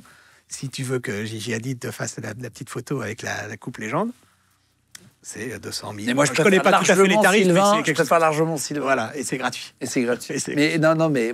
Et donc, 200 000, Ouais, c'est fou, quoi. je rappelle le Louvre, je leur explique. Je dis voilà, 2 stories. Et en plus, elles sont vraiment sympas. Elles le font exactement comme la communication leur est faite. Ouais, Il leur a dit faites ceci, faites cela. Elle leur a fait exactement selon les désirs du Louvre. Et là, la dame. Pour une story de 24 heures, on rappelle. Ouais. Et là, la dame du Louvre me rappelle et me dit bon, bah, écoute, on a réfléchi, ça sera seulement 110 000 euros. On n'a pas été. Mais cette dame travaille plus pour le Louvre. Et la nouvelle équipe est super, beaucoup plus intelligente, c'est moins cher, ils sont beaucoup plus réactifs, ils comprennent très bien les stories et tout ça. Voilà. T'as eu des demandes improbables. T'as eu, pour le tournage de 15h17 pour Paris, c'était le film qui parlait de l'histoire dans le Thalys, où il y a eu un terroriste qui a été réalisé par Clint Eastwood. Ouais. Et donc Clint Eastwood te demande quelque chose d'improbable. Et nous demande d'aller visiter les plages du débarquement de Normandie. Et le film était tourné avec les vrais GIs qui avaient fait l'opération. Donc, ils avaient arrêté des terroristes dans un train. C'est la vraie histoire. Donc, c'était le film de l'histoire. En fait, c'était des GIs qui étaient en permission, qui ont vu un gars rentrer avec une mitraille dans le train, qui s'apprêtait à tirer sur tout le monde. C'est grâce à eux que ça a été évité. Ouais. Ils ont sauté dessus et il n'y a pas eu d'attentat. Et donc, Clint Eastwood en a fait un film avec les vrais acteurs du film, donc des vrais GIs. Et il voulait leur montrer les plages du... Et leur offrir le truc, quoi. Ouais. Bah, plus pour l'histoire, pour leur... Enfin, c'est intéressant pour des Américains, des Américains. Tous les Américains qui viennent en France veulent aller voir le Mont-Saint-Michel, les plages de débarquement. Et donc, c'est pareil, c'était vendredi, 16h, et c'était pour un samedi matin, il fallait tout organiser. Donc, j'ai trouvé la guide, on a tout organisé. Clint Eastwood, il est parti en hélico, parce qu'il aime bien, il a son hélico, il est parti en hélico. Il a son hélico. Je ne sais pas si c'est dans son hélico, mais il sait piloter un hélicoptère. Incroyable. Hein. Et donc, il est parti là-bas et on a fait toute la visite. C'était assez émouvant parce qu'en fait, on se retrouve tout d'un coup dans le monde réel. On n'est plus dans le cinéma, c'est le débarquement. C'est eu des milliers de morts. Oui, vous parlez des GIs. Mais oui, oui. Et la petite guide que j'avais trouvée qui était... Oui, je suis allé. Je les ai accompagnés. T'es monté avec lui dans l'hélicoptère? Non, j'étais avec les GIs en voiture. Ah, attends, lui, il est parti en hélico, c'est les mecs... Ouais. Mais parce qu'ils avaient du mal à se réveiller. Ah, c'est vrai? Ouais. Il est sympa, Clint Eastwood? Il est très élégant, Il mange à la cantine avec tout le monde, il prend son petit plateau, il va se poser à côté des machinaux, il débarrasse la table. La classe. Ah oui, c'est vrai? Ah ouais. Incroyable. T'as vraiment vu tout le monde? J'ai vu beaucoup de monde. Est-ce qu'on te demande parfois d'organiser des fêtes? Là, on parle de choses élégantes, intéressantes, historiques pour Clint Eastwood. Est-ce qu'on t'a déjà dit parfois, 2 heures avant, ce soir, je veux faire une énorme soirée? Alors, 2 heures avant, non, mais... 2 mois avant, l'anniversaire de Paul Greengrass, un réalisateur, celui qui a fait La mémoire dans la peau, Borne d'identité, tous les films sur Borne, avec Matt Damon. Et il me dit, voilà, c'est mon anniversaire, je voudrais faire ça dans le sud de la France. Il s'était passé, je pense, par une agence qui était avec des prix exorbitants. Sachant que j'avais mon passé de régisseur et que j'étais capable d'organiser ce genre de choses, il m'a demandé, on a organisé tout un anniversaire pour 200 personnes, les voitures, les bateaux, l'île privée, les restaurants, voilà. Et lui, il faisait venir tous ses invités qui étaient les plus grands producteurs d'Hollywood, des gens très importants, faut pas se louper. Est-ce que tu as déjà refusé une demande? Un truc un peu illégal? Est-ce que Alors, parfois on te non. demande des trucs et... Je fais que ce qui est légal. Non, mais c'est pas pour ça que Non, tu non, mais demandes bien pas. sûr. Non, Bon, c'est- je préviens en amont, mais tout ce qui est illégal, je fais pas. On te demande de la drogue, parfois, j'imagine, comme Ça les m'arrive. concierges d'hôtel. Ouais, c'est ce que vous avez Je leur raconté. dis de s'adresser au concierge d'hôtel. Moi, je fais pas. Je peux pas. Escorte, j'imagine. Escorte, on m'a jamais demandé. Ah, c'est vrai? Non. Parce que ça, dans les Ils se hôtels... débrouillent, je pense qu'ils se débrouillent. Enfin, dans les hôtels, pas On dans... en voit, oui, enfin dans les hôtels de luxe, on en voit souvent. Ouais. Et ça c'est plus souvent la drogue. On te dit, tiens, est-ce que tu as du Alors, cannabis? dans le cinéma, il n'y a pas beaucoup de drogue. Dans le show business, la musique, etc., il y a plus de drogue dure, etc. Dans le cinéma, il y en a qui fument un peu, il y en a qui boivent. Bon, ça, c'est légal. Ils ont des vies... En fait, c'est assez compliqué d'être acteur. Ils ne peuvent pas se permettre d'être défoncés sur une période de temps assez longue. Est-ce que tu as déjà eu des fans un peu trop entreprenants, un peu limite, dangereux, etc. Et tu as déjà dû fuir? Là, on en parlait tout à l'heure. Alors, les stars, quand elles viennent à Paris, dès qu'elles sont logées, c'est-à-dire dès qu'on sait où elles habitent, il y a tout un attroupement qui se fait. Il y a des vrais fans. Devant l'hôtel? Devant l'hôtel ou devant la résidence privée. Il y a des vrais fans qui sont là pour voir la personne parce qu'ils sont admiratifs de son travail. Il y a des faux fans qui se font passer pour des fans et qui sont là pour faire du business. Ah, waouh, c'est-à-dire? Les faux fans, ils viennent avec des photos à faire dédicacer, qui vendent ensuite sur Internet. Ouais. Ils font la photo avec l'artiste en disant « j'étais bien avec Mark Wahlberg ». Ah, c'est la vraie dédicace? Et ensuite, voilà, et ils leur font signer les trucs. Pendant ce temps-là, les copains font des photos pendant qu'ils signent, donc ils prouvent que la dédicace est la bonne. Incroyable. Ce qui ne les empêche peut-être pas d'en faire plein d'autres derrière, puisqu'il y en a une qui est bonne, pourquoi pas en vendre 10 en copiant 10 fois la signature. Mais ça, je ne sais pas s'ils font ça. Donc ça, c'est les faux fans. Et les faux fans sont beaucoup plus agressifs et souvent poussent les vrais fans. Ouais. Bah, eux, ils font du business. Je ne sais pas combien ils gagnent. Il y en a beaucoup des faux fans. Il y en a pas mal, ouais. Et c'est toujours les mêmes. Mais ils vendent. Je sais qu'aux États-Unis, lors d'un voyage, j'ai pu voir. Je crois que c'était à Vegas, qu'il y avait des boutiques entières de dédicaces d'artistes. Voilà. Et tu as par exemple une dédicace de Michael Jackson, de machin. Il y a des dédicaces qui se vendent des dizaines de milliers de dollars. Ben, je savais pas. Peut-être que je demande des dédicaces. Quand on a reçu Morgan Freeman dans les bureaux ici, j'ai imprimé des photos d'artistes. Tu as dû voir dans mon bureau, il y a Jean Reno par exemple. Et on fait dédicacer pour avoir un souvenir d'un moment passé. Et comme ça, c'est de la décoration où il y a une histoire, il y a une âme dans la boîte. Ouais, sûr, et je l'avais fait pour Morgan Freeman, j'étais hyper content de le rencontrer. Ouais. Et en fait, toute l'équipe m'est tombée dessus quand j'ai demandé est-ce que vous pouvez me faire ça? Comme ça, je mettrais dans mon.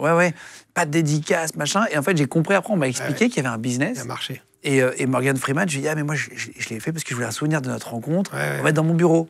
Et il a dit non, je vais te la faire évidemment avec plaisir, mais voilà pourquoi on le fait pas. Et, ils peuvent le faire plus facilement s'ils marquent pour Guillaume. Ah, ils mettent le nom, moi il me l'a pas mis, mais. S'il met pour Guillaume, il pourra vendre qu'à des Guillaume. Ah oui, c'est ça, c'est ça. Ah, ils font ce genre de trucs-là. Et alors, donc il y a les fans, les faux fans. Il y a ceux maintenant qui font les vidéos pour TikTok et qui essayent d'avoir du buzz en filmant toujours la personne ou en prenant des photos. Plus les paparazzi qui sont des vrais photographes professionnels qui ont des cartes. Qui vendent aux magazines. Qui vendent aux magazines. Ou aux réseaux sociaux, etc. Mais donc, il y a tout un attroupement qui se fait. Et une fois que c'est aggloméré, c'est souvent très compliqué de s'en débarrasser. Toi, tu as eu ça avec Gilo? D'ailleurs, un faux fan qui vous a suivi. Ah ouais. Et du coup, on a des grappes qui se collent à nous, qui se collent au véhicule, et qui sont prêts à tout pour suivre, quoi qu'il advienne, le véhicule. Et avec Jello, justement, on avait beaucoup de monde derrière nous, et il y en a un petit jeune qui arrivait sur le marché, mais qui était dans la catégorie faux fan. Lui, c'est son anniversaire tous les jours. C'est-à-dire qu'il va voir les trucs. It's my birthday, it's my birthday. Ouais, mais yesterday, c'était ton birthday, et tomorrow, c'est ton birthday. I'm a big fan of you, et il est big fan avec chacun. Sauf que les stars, elles ne savent pas. Elles se doutent peut-être par expérience. Mais it's my birthday, elles vont être plus tentées. Bon, bref. Et donc, ce fan nous suit à vélo, et il prenait tellement de risques que moi, j'étais obligé de rouler doucement pour pas qu'il se fasse renverser. Donc, on était obligé de rester ensemble, parce que je veux pas d'accident. C'est évidemment pas l'intérêt de la personne que je transporte, c'est pas mon intérêt. C'est pas l'intérêt du pauvre gamin qui sait pas trop. Bien sûr. C'est quoi l'endroit le plus improbable où tu as retrouvé des fans? Est-ce que tu n'as pas tout vraiment un couloir d'hôtel? Ils sont cachés dans le parking? Dans mon parking. Dans ton parking? Dans mon parking. Il y a mon gardien qui m'appelle, qui dit dis donc, tu as des copains qui veulent te faire une surprise, là, qui sont dans ton parking et tout. Je dis mes copains, ils me font pas des surprises dans le parking. Descends voir, s'il te plaît. Ça t'a inquiété? Ouais, c'est un peu inquiétant, mais j'avais peur qu'ils placent des trucs sur les voitures et tout ça. Ouais. Ah, des mais on fait des petits checks, on vérifie quand même. Ah oui. Bah oui, parce que comme j'arrive... un Tu mets un peu- AirPod, un AirTag, Ouais. pardon. Ouais, sauf que Un maintenant, AirTag dessus. l'AirTag, ça, on sait qu'on est suivi, mais il y a d'autres... Non, parce que ça peut borner d'autres téléphones, hein, non?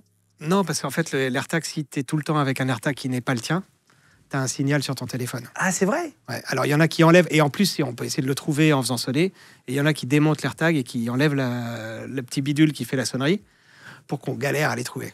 Putain, ah waouh, ah, t'as des vrais Et parce que équipes. c'est un vrai business pour eux. Attends, et donc, c'était qui les mecs dans le parking? C'était des paparazzis, je pense. Moi, je les ai pas vus, mais le gardien les a fait sortir. Et à l'époque, je travaillais avec des gens très très connus, ceux dont je peux pas parler. Et donc, il y avait beaucoup d'enjeux parce que les photos de paparazzi, alors aujourd'hui, un peu T'as moins. tous les acteurs américains très beaux gosses, quoi. Voilà. On peut pas les citer, mais. Non. J'en ai quelques-uns. Mais à l'époque, les photos qui sortaient sur ces personnes-là, quand c'était des photos très rares et particulières, c'est plusieurs millions de dollars. Quand ils sont en couple, quand ils sont Voilà. avec une autre femme, ou quand ils ont une nouvelle copine, Voilà. par exemple. Bam, là, C'est ça- plusieurs millions de dollars. La photo. La photo. Putain, donc ça se barre, quoi. C'est la folie. Bah oui, oui. Est-ce que tu as déjà négocié avec des paparazzis en disant Oui. écoute, là, il est malade, ou j'en sais rien, il a un truc, il n'est pas en forme, il a perdu quelqu'un, laisse-nous tranquille aujourd'hui et je te rendrai un service sur un autre. Ça m'est arrivé avec justement ces personnes très connues. La veille, ou quelques jours avant, j'avais réussi à faire tout un happening. En fait, c'est des gens qui aiment bien avoir leur vie privée normale, autant que faire se peut, ce qui est très difficile pour eux. Donc j'avais eu le temps, il y a 3-4 jours avant cet événement-là, j'avais eu le temps d'organiser une sortie normale. On est suivi par 15 scooters à peu près, ils sont 2 par scooter, donc ça fait du monde derrière. En plus, les acteurs dont tu peux pas citer le nom, Voilà. parfois, c'est des couples aussi très connus, Oui. ou donc c'est deux C'est personnes. double bonus s'ils font des photos, voilà. Et en plus, ils savent que si on veut s'échapper, c'est pour faire un truc qui sera hors du commun. Ce qui finalement n'est pas du tout le cas, puisqu'ils vont juste marcher dans la rue. Mais bon, bref. Donc je m'échappe, non, je sors de l'immeuble avec la voiture d'habitude. Je suis suivi par les 15 motos, et le garde du corps m'avait demandé d'organiser un plan pour perdre les 15 motos.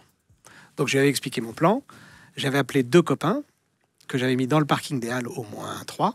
Le parking des Halles, ok. Le parking des Halles à l'époque, qui était encore... Parking dans Paris, praticable, quoi, ouais. Un grand parking au centre de la ville. Un parking Vinci, quoi. Un parking, parking Indigo, Vinci. là, machin. Ouais, ouais.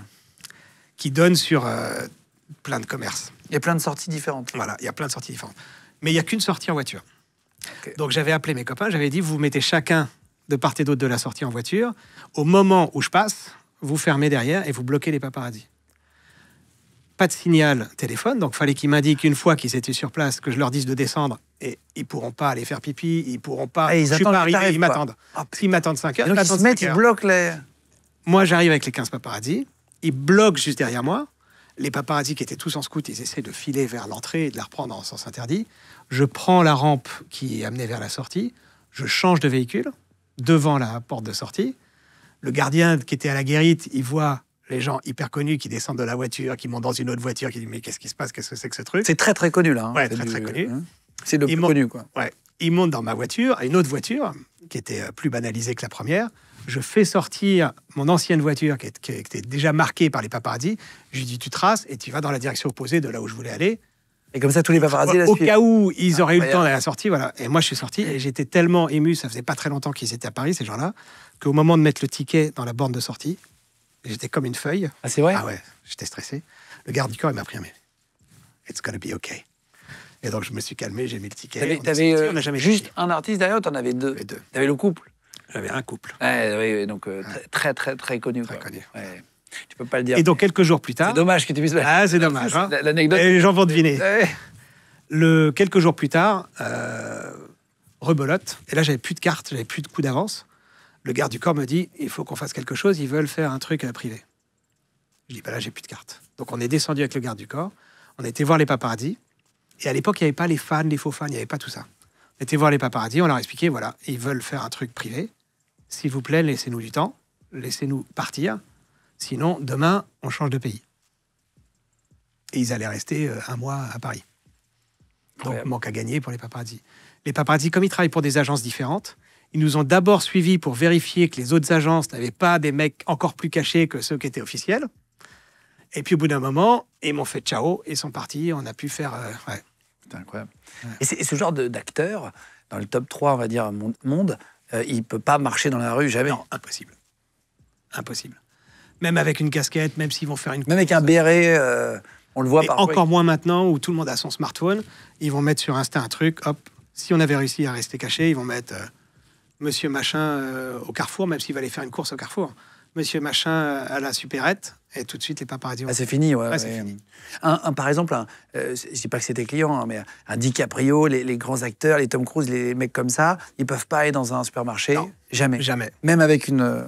C'est impossible. Non. Parce que si la caissière elle se penche et se dit Ah oui. putain, elle va prendre son truc, c'est fini. C'est terrible. En fait, ils ont une vie qui fait rêver beaucoup de monde, mais eux rêvent de la vie de ce beaucoup de monde qui rêve de leur vie à eux. Incroyable. Ouais. Ils te le disent, ça, parfois, quand tu as des discussions avec ce genre de personnage, de gabarit? Quand on discute avec eux, quand on raconte des choses de la vie ordinaire, parfois ils écoutent, ils se disent Incroyable. ah ouais. Je suis allé à la laverie, là. Oui, c'est ça. Amazing. Mais t'as mis ton truc dans la machine, oui. Ouais, c'est ça. Hein. Non, mais c'est rigolo. Ils peuvent pas du tout avoir cette vie. À Los Angeles, un peu plus. Je crois qu'ils sont un peu plus tranquilles. Mais dès qu'ils voyagent, et en plus avec les réseaux sociaux, maintenant, tout se sait partout, tout le temps. T'as déjà eu peur? On parle d'équipe de sécurité. Tu disais que tu avais les meilleurs pour terminer, mais c'est un sujet quand même, la sécurité. Ça t'est arrivé d'avoir parfois un peu peur où tu dis, voilà, c'est quand même chaud? Alors, j'ai la chance de travailler avec les plus grandes équipes de sécurité du monde, que ce soit les étrangers quand ils viennent en France ou même des Français avec lesquels je travaille. Travailler avec des célébrités de ce niveau-là, ça demande vraiment de grande qualité. Après, ça m'est arrivé que parfois la foule envahit vraiment le véhicule. Ça peut cogner à Cannes, par exemple, c'est l'enfer. Cannes, c'est très difficile. Tu demandes l'aide de la police? Oui, ça peut m'arriver. Une fois, on était avec Mel Gibson. On était suivi par des fans dont j'avais pas réussi à me débarrasser. Et Mel Gibson, il voulait être tranquille. On allait visiter un musée. Et du coup, j'ai dit au garde du corps qui était avec moi, qui était un Français, je dis, on va passer devant l'Élysée. Tu vas sortir ta carte, c'est un ancien gendarme. Tu sors ta carte, on s'arrête, tu sors ta carte, tu expliques. Et puis tu leur demandes si gentiment ils peuvent arrêter les motos qui étaient derrière nous. C'est ce qu'ils ont fait. En plus, il y avait une voiture et une moto. Donc c'était assez facile pour eux devant l'Élysée, il y a quand même pas mal de monde. Enfin, c'était sur la route qui débouche sur le palais de l'Élysée, donc il y a beaucoup de flics. Ça les a fait marrer, ils ont vu Mel Gibson qui a dit « Thank you guys ». Et tu t'es fait arrêter par la police une fois? Alors, t'étais avec lui? J'étais avec Mel Gibson dans la voiture et lui, il monte en passager à l'avant. Et quand il y a beaucoup d'embouteillages, parfois, je prends les couloirs de bus. Pas quand je suis tout seul, mais quand je suis avec les talents. C'est interdit. C'est interdit. Mais ça explique aussi. Ouais. C'est interdit. Et d'ailleurs, maintenant, il y a des caméras pour information, de surveillance, partout. Et si tu fais même 10 mètres, il y a une voiture qui est tombée en panne l'autre jour, c'était un peu dégueulasse d'ailleurs, qui a mis les warnings. Et en fait, tout le monde passait par la gauche. Et en fait, j'ai contourné la voiture et j'ai pris une amende salée. Et on a Thibaut, qui travaille dans notre équipe, qui avait ses écouteurs tout à l'heure. Il est venu en vélo et ils l'ont arrêté. Carrément. Ils l'ont vu aux caméras. Ils l'ont arrêté un peu plus loin, un peu sale, quoi. Et donc il a pris 90 balles vélo. Voilà. C'est très compliqué. C'est un peu relou. Donc, non, mais ça explique aussi le sujet. Donc, c'est interdit de prendre les voies de bus en Paris. Et maintenant qu'il y a des caméras, c'est très compliqué. Énormément d'embouteillages dans Paris. Les voies de bus, c'est tentant. C'est plus fait pour les voitures. C'est fait exprès. Donc tu prends Mel Gibson, tu prends la voie de bus. Et derrière moi, une voiture de police qui me met du bleu, là, qui me flash. Donc, il t'arrête? Je me rabats gentiment. Et t'as les fenêtres noires? Non, on était en train de rouler. T'as les fenêtres noires? Ils se mettent à ma hauteur. Non, pas à l'avant, on n'a pas le droit. À l'arrière, oui, mais à l'avant, non. Et donc, ils se mettent à la hauteur de Mel Gibson, qui baisse sa fenêtre. Et eux, ils s'apprêtent à engueuler le mec qui était dans la voiture. Et ils reconnaissent Mel Gibson, donc ils se décomposent. Ils font « Hey, guys, how are you ?» machin. Et donc, ils t'ont laissé partir? Ouais, ça se passe. Ils étaient très contents de voir Mel Gibson et ils étaient très contents qu'ils nous laissent passer. C'est les avantages. Avantages du métier. Mais Mel Gibson, en plus, il a une aura incroyable. Incroyable. Et c'est avec ton permis de conduire que tu conduis? Ouais. Et donc, c'est tes points? Ouais. Tu t'es déjà fait arrêter pour un artiste et dans le cadre de ton boulot, tu as perdu des points? Non. Et c'est la vie, non? Ça va? J'ai cette chance-là. En fait, je suis en plaque étrangère souvent. Ah. Donc, ça aide. Donc, t'as pas de ça n'empêche pas de se faire arrêter, mais je le ferais jamais si j'étais tout seul. Mais si j'avais quelqu'un, je me dis... ça m'est arrivé d'ailleurs une fois avec Nicole Kidman. Elle avait été faire un événement en Sicile. Elle était restée coincée en Sicile. Son avion de la veille au soir n'avait pas pu partir. Elle arrivait seulement le lendemain matin en France. Elle avait une journée très compliquée. 8 heures au Bourget. C'est un aéroport qui est au nord de Paris. On prend l'autoroute. C'est l'aéroport où il y a les jets privés. On arrive sur l'autoroute. Autoroute bloquée. Et avec des célébrités, on ne peut pas trop passer en banlieue parce que s'il se passe quoi que ce soit... c'est pas forcément hyper safe, et il y a souvent des voitures qui se font attaquer, en région parisienne. Sur l'autoroute aussi, mais au moins, il y a un peu plus de monde. Surtout, il y en a qui cassent les. Ouais. Il y a des vidéos qui cassent sur les touristes. Tous les jours, ça arrive. Sur les touristes chinois, je crois. Ouais, Ils sont pas que suivis. chinois. Pour ceux qui ont les sacs Louis Vuitton ou d'autres marques de luxe, ils cassent les carreaux, ils attrapent les sacs à main. Ouais, et ils ouvrent le coffre, ils prennent tous les bagages, bon bref. Et donc j'étais avec Nicole Kidman, on arrive sur l'autoroute bloquée. Je vois un premier convoi de police, convoi ouvert par la police qui passe. Je dis au garde du corps qui était anglais, je dis, tu veux que j'essaye? Il dit, je suis pas sûr. On reste bloqué 10 minutes de plus, ça ne bougeait pas le trafic à l'arrêt. Et là, je vois 2 motos et un classe V, c'est les minibus Mercedes. Et moi aussi, j'étais en classe V. Il y avait 2 motos et juste un minibus. D'habitude, les convois, il y a un peu plus de véhicules. Là, j'étais tout seul et lui, il y avait qu'un seul classe V. Et je dis au garde du corps, je vais le faire. Il me dit, OK, vas-y. Donc, je me suis calé derrière le... Il y a un convoi de police, tu sais. Ouais. Et j'ai pris le convoi, on a fait toute l'autoroute. Ils t'ont On pas arrive. arrêté Non, bah non, c'est compliqué sur l'autoroute, ils ne savent pas s'arrêter et me dire de. Puis comme je me dis, j'étais avec l'actrice, je me suis dit bon, Peut-être que ils m'arrêtent, ils peut-être comprennent qu'ils se que croient du c'était genre. dangereux. Ouais. Tu dis voilà, c'est compliqué quoi. Et on a fait toute l'autoroute, on a fait tout le périph. Et puis eux, ils continuaient vers Porte-Maillot. Moi, je suis sorti Porte d'Anières. Est-ce que tu as des pourboires dans ces métiers de concierge Alors, de les luxe pourboires, comme ça c'est un gros sujet. Avant, il y avait des pourboires très généreux.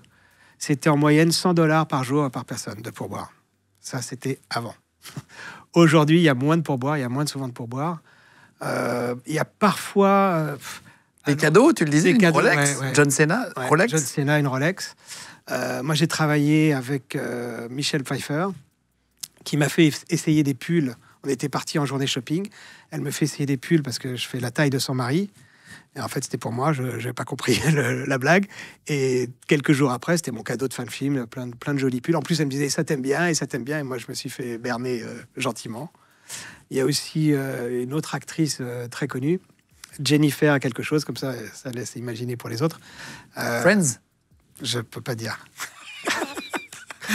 Non, mais là, il y a Le quelques suspense. Jennifer très connues. Bah, tu nous as déjà Il y en a cité quelques-unes. Jennifer Oui, Lopez. mais avant. il y en a pour lesquels je peux vraiment pas.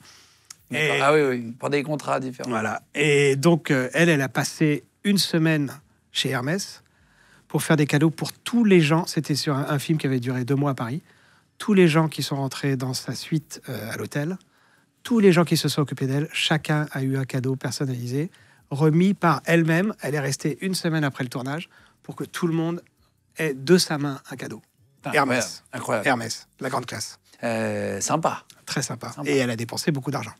J'ai entendu parler de 2 très gros pourboires. Il y a Georges Clooney qui venait de vendre sa société de tequila. Il avait fait une tequila, je crois. Il a vendu sa boîte, 700 millions de dollars. Ça va. Ou 400 millions de dollars. Non, 400 millions de dollars après 3 ans d'exploitation. Enfin, c'est des chiffres, c'est du délire, c'est délirant. Et puis, il rentre en Italie. Il a sa maison en Italie. Et là, il convoque tout le monde. Il y a une espèce de speaker dans toutes les pièces de la maison. Il convoque tout son personnel. Il y avait une dizaine de personnes. Il dit, je veux vous voir, très important, une voix assez grave et tout ça. Donc, évidemment, tout le monde se rend dans le salon où il y avait Georges Clooney. Il dit, je ne suis pas content de votre travail. Vous allez pouvoir rentrer chez vous. Et il donne à chacun une enveloppe. Il y avait 10 personnes, 10 enveloppes. Ouvrez l'enveloppe. Et ils ouvrent l'enveloppe. Un chèque d'1 million de dollars. Et il leur a dit, si vous voulez rester, vous êtes les bienvenus. Non, c'est vrai. Ouais, c'était juste un type C'était une blague. énorme. Alors, c'est un mythe urbain. Moi, j'étais pas présent, donc je ne sais pas. Mais c'est ce qui se raconte. Haute pourboire. Après, vu le niveau de tes autres clients, je pense que tu as des infos qui sont Ouais, plutôt. bah, Attends, il a donné 1 million 1 de million de dollars par dollars à personne. chacun. Il a filé 10 millions de dollars. Elle Incroyable. est belle, hein. Par contre, la blague de vous pouvez rentrer chez vous avant. C'est la assez seule blagueur. possibilité. Ouais, Ouais. assez blagueur. Ouais, ouais. Incroyable, c'est sympa. Et je crois qu'ils sont tous restés. D'accord. Ah oui, parce qu'en fait, il leur a dit tiens, maintenant, vous Ouais. pouvez arrêter de bosser si vous voulez, vous restez. Voilà. pour- C'était pour les convoquer, pour le petit ascenseur Incroyable. émotionnel. Incroyable. Autre très gros pourboire, encore plus gros, mais sur le montant final, c'est Taylor Swift pour sa dernière tournée. Il y avait 50 camionneurs qui ont bossé 24 semaines sur toute la tournée. C'est la tournée, je crois. Là. C'est gigantesque. Ouais, c'est C'était énorme. des chiffres, je ne sais plus, ça rapportait des milliards et tout ça. Elle a donné à chaque camionneur, à la fin des 24 semaines, 100 000 dollars. Donc 100 000 dollars x 50 Incroyable. de pourboire. de Qu'elle aurait pu pourboire. garder pour elle et qu'elle a donné. Incroyable. Parce qu'il y avait plusieurs équipes, il faut le savoir, sur le concert, si je dis pas de bêtises, sur la tournée de Taylor Swift. Il y avait tellement de dates rapprochées dans des stades ou je crois que c'était à la Défense Arena quand ils sont venus à Paris. Je crois que quelques jours avant ou quelques jours après, ils étaient en Allemagne. En fait, il faut savoir que les shows, il y a plusieurs équipes Ouais, c'est sur sa énorme. tournée, Ouais. qui commençait déjà à monter les scènes à un endroit, alors qu'il y a plusieurs scènes, en fait, et comme ça, ils avaient toujours des dates d'avance, en fait. Ouais, c'est énorme. Tellement que c'était gros, quoi. 50 000 Et ensuite, $. l'équipe de Taylor Swift est partie sur une autre tournée avec des artistes qui sont connus pour être moins généreux. Le dernier jour de la tournée de ces autres artistes, ils ont tous mis un t-shirt avec marqué « We love Taylor Swift ». Ce qui voulait tout dire, parce que c'était connu, cette histoire de pourboire, elle était connue. Et t'as déjà refusé toi, tu refuses, et si on te donne un cadeau, parfois tu dis non, ou... J'ai des productions qui m'ont demandé de refuser, mais non, je refuse pas. Il n'y a pas de raison. Cadeau, de bah refuser. non. Ouais. Ce serait dommage de refuser, d'ailleurs. Un producteur qui m'a dit « J'espère que si t'as un pourboire, tu le refuseras ». C'est un peu de jalousie. C'est vrai? Un peu de jalousie, je pense, de sa part. Tu as ta société aujourd'hui qui s'appelle Anything Anytime. Je voulais parler des réseaux sociaux. Est-ce que toi, tu y es ou tu y es peu? Moi, j'ai des réseaux sociaux très personnels, mais professionnellement, Donc aucun. privé, quoi. Aucun. Et je peux raconter une petite anecdote sur les réseaux sociaux. J'ai compris la puissance, parce que moi, je suis un peu d'une autre génération, j'ai compris la puissance des réseaux sociaux. Un jour où je m'occupais de Gigi Hadid, je la raccompagne au Bourget dans l'aéroport privé, je descends de la voiture et je reçois un texto, je suis avec Gigi, et je reçois un texto de la cousine de ma femme qui me dit « Si c'est pour toi, encadre-le ». Je ne comprends pas trop, je mets pas d'interrogation. Et elle m'envoie une capture d'écran, en fait, d'un post qu'avait fait Gigi Hadid, d'une photo qu'elle avait prise dans la voiture, d'une couverture de magazine qu'elle m'avait dédicacée, de Vogue. Elle m'a dit « Pour Sylvain, thank you very much for all your help », voilà, qu'elle avait laissé dans la voiture en cadeau, et donc je n'avais pas encore vu. J'étais pas encore retourné à faire le check de la voiture pour voir si elle avait rien oublié, parce que je l'accompagnais vers l'aéroport. Donc la cousine de ma femme, qui n'était pas du tout avec nous, était au courant avant moi de ce qu'il y avait dans ma voiture pour moi. Et là, je me suis dit, ah, c'est ça, les réseaux sociaux. Et le soir même, la même photo, elle avait 400 000 likes. Putain. Ah ouais, Incroyable. énorme. Est-ce que tu as déjà été... est-ce que déjà des paparazzis ont essayé de te soudoyer, te dire, écoute, je vais vendre cette photo de 10 millions, c'est un couple d'acteurs hollywoodiens très connus, je te file 500 000 balles en cash et tu me laisses la prendre tout seul, tu me donnes le lieu, etc. Oui, ça m'est arrivé, mais j'ai dit non. Je peux pas, même si Sinon, c'est tu one gâches- shot, c'est one shot, c'est fini. Tu parles Déjà, en fait- qu'est-ce qu'il me dit qu'il va vraiment me donner les 500 000 euros? Et qu'est-ce qu'il dit qu'il va Mais pas on me t'a dit- piéger en essayant de me donner? On m'a déjà proposé sans nommer de chiffres, mais enfin, ils m'ont pas donné de chiffres, eux. Mais oui, on m'a déjà proposé, oui. Tiens, pour terminer aussi, il y a une photo de Selena Gomez amie au pied de la Tour Eiffel. On la voit, je vous la mets à l'image ici, 9 millions de likes, c'est quand même beaucoup. Ça commence à faire, quoi. Et donc, c'est toi qui organise, elle est toute seule sur la photo. La photo est pas retouchée. Elle n'est pas retouchée. Elle n'est pas retouchée. C'est un matin en partant travailler pour aller en studio. Elle dit j'aimerais bien faire une photo très parisienne, pas trop loin, tout de suite.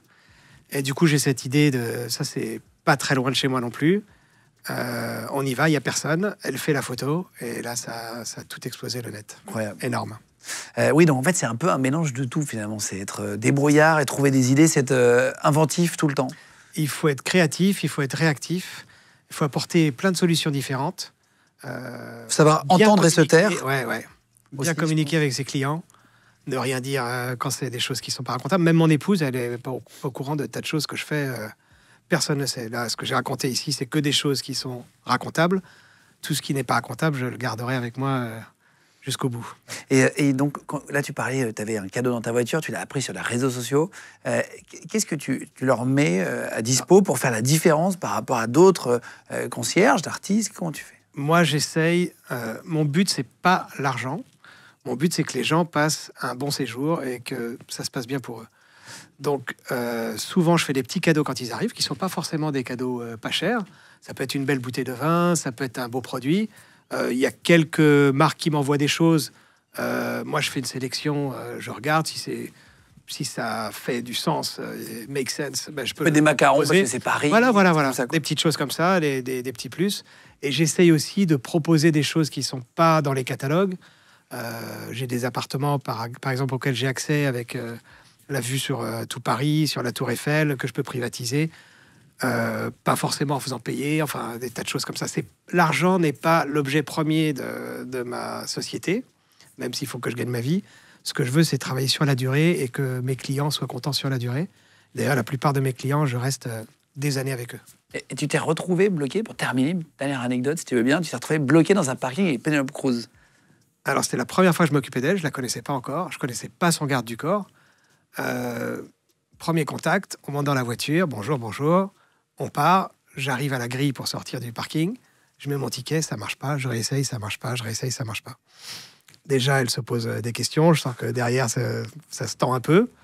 J'appuie sur la petite sonnette pour prévenir les gens du parking, savoir comment on fait. Et là, pour le coup, j'avais une grosse Mercedes.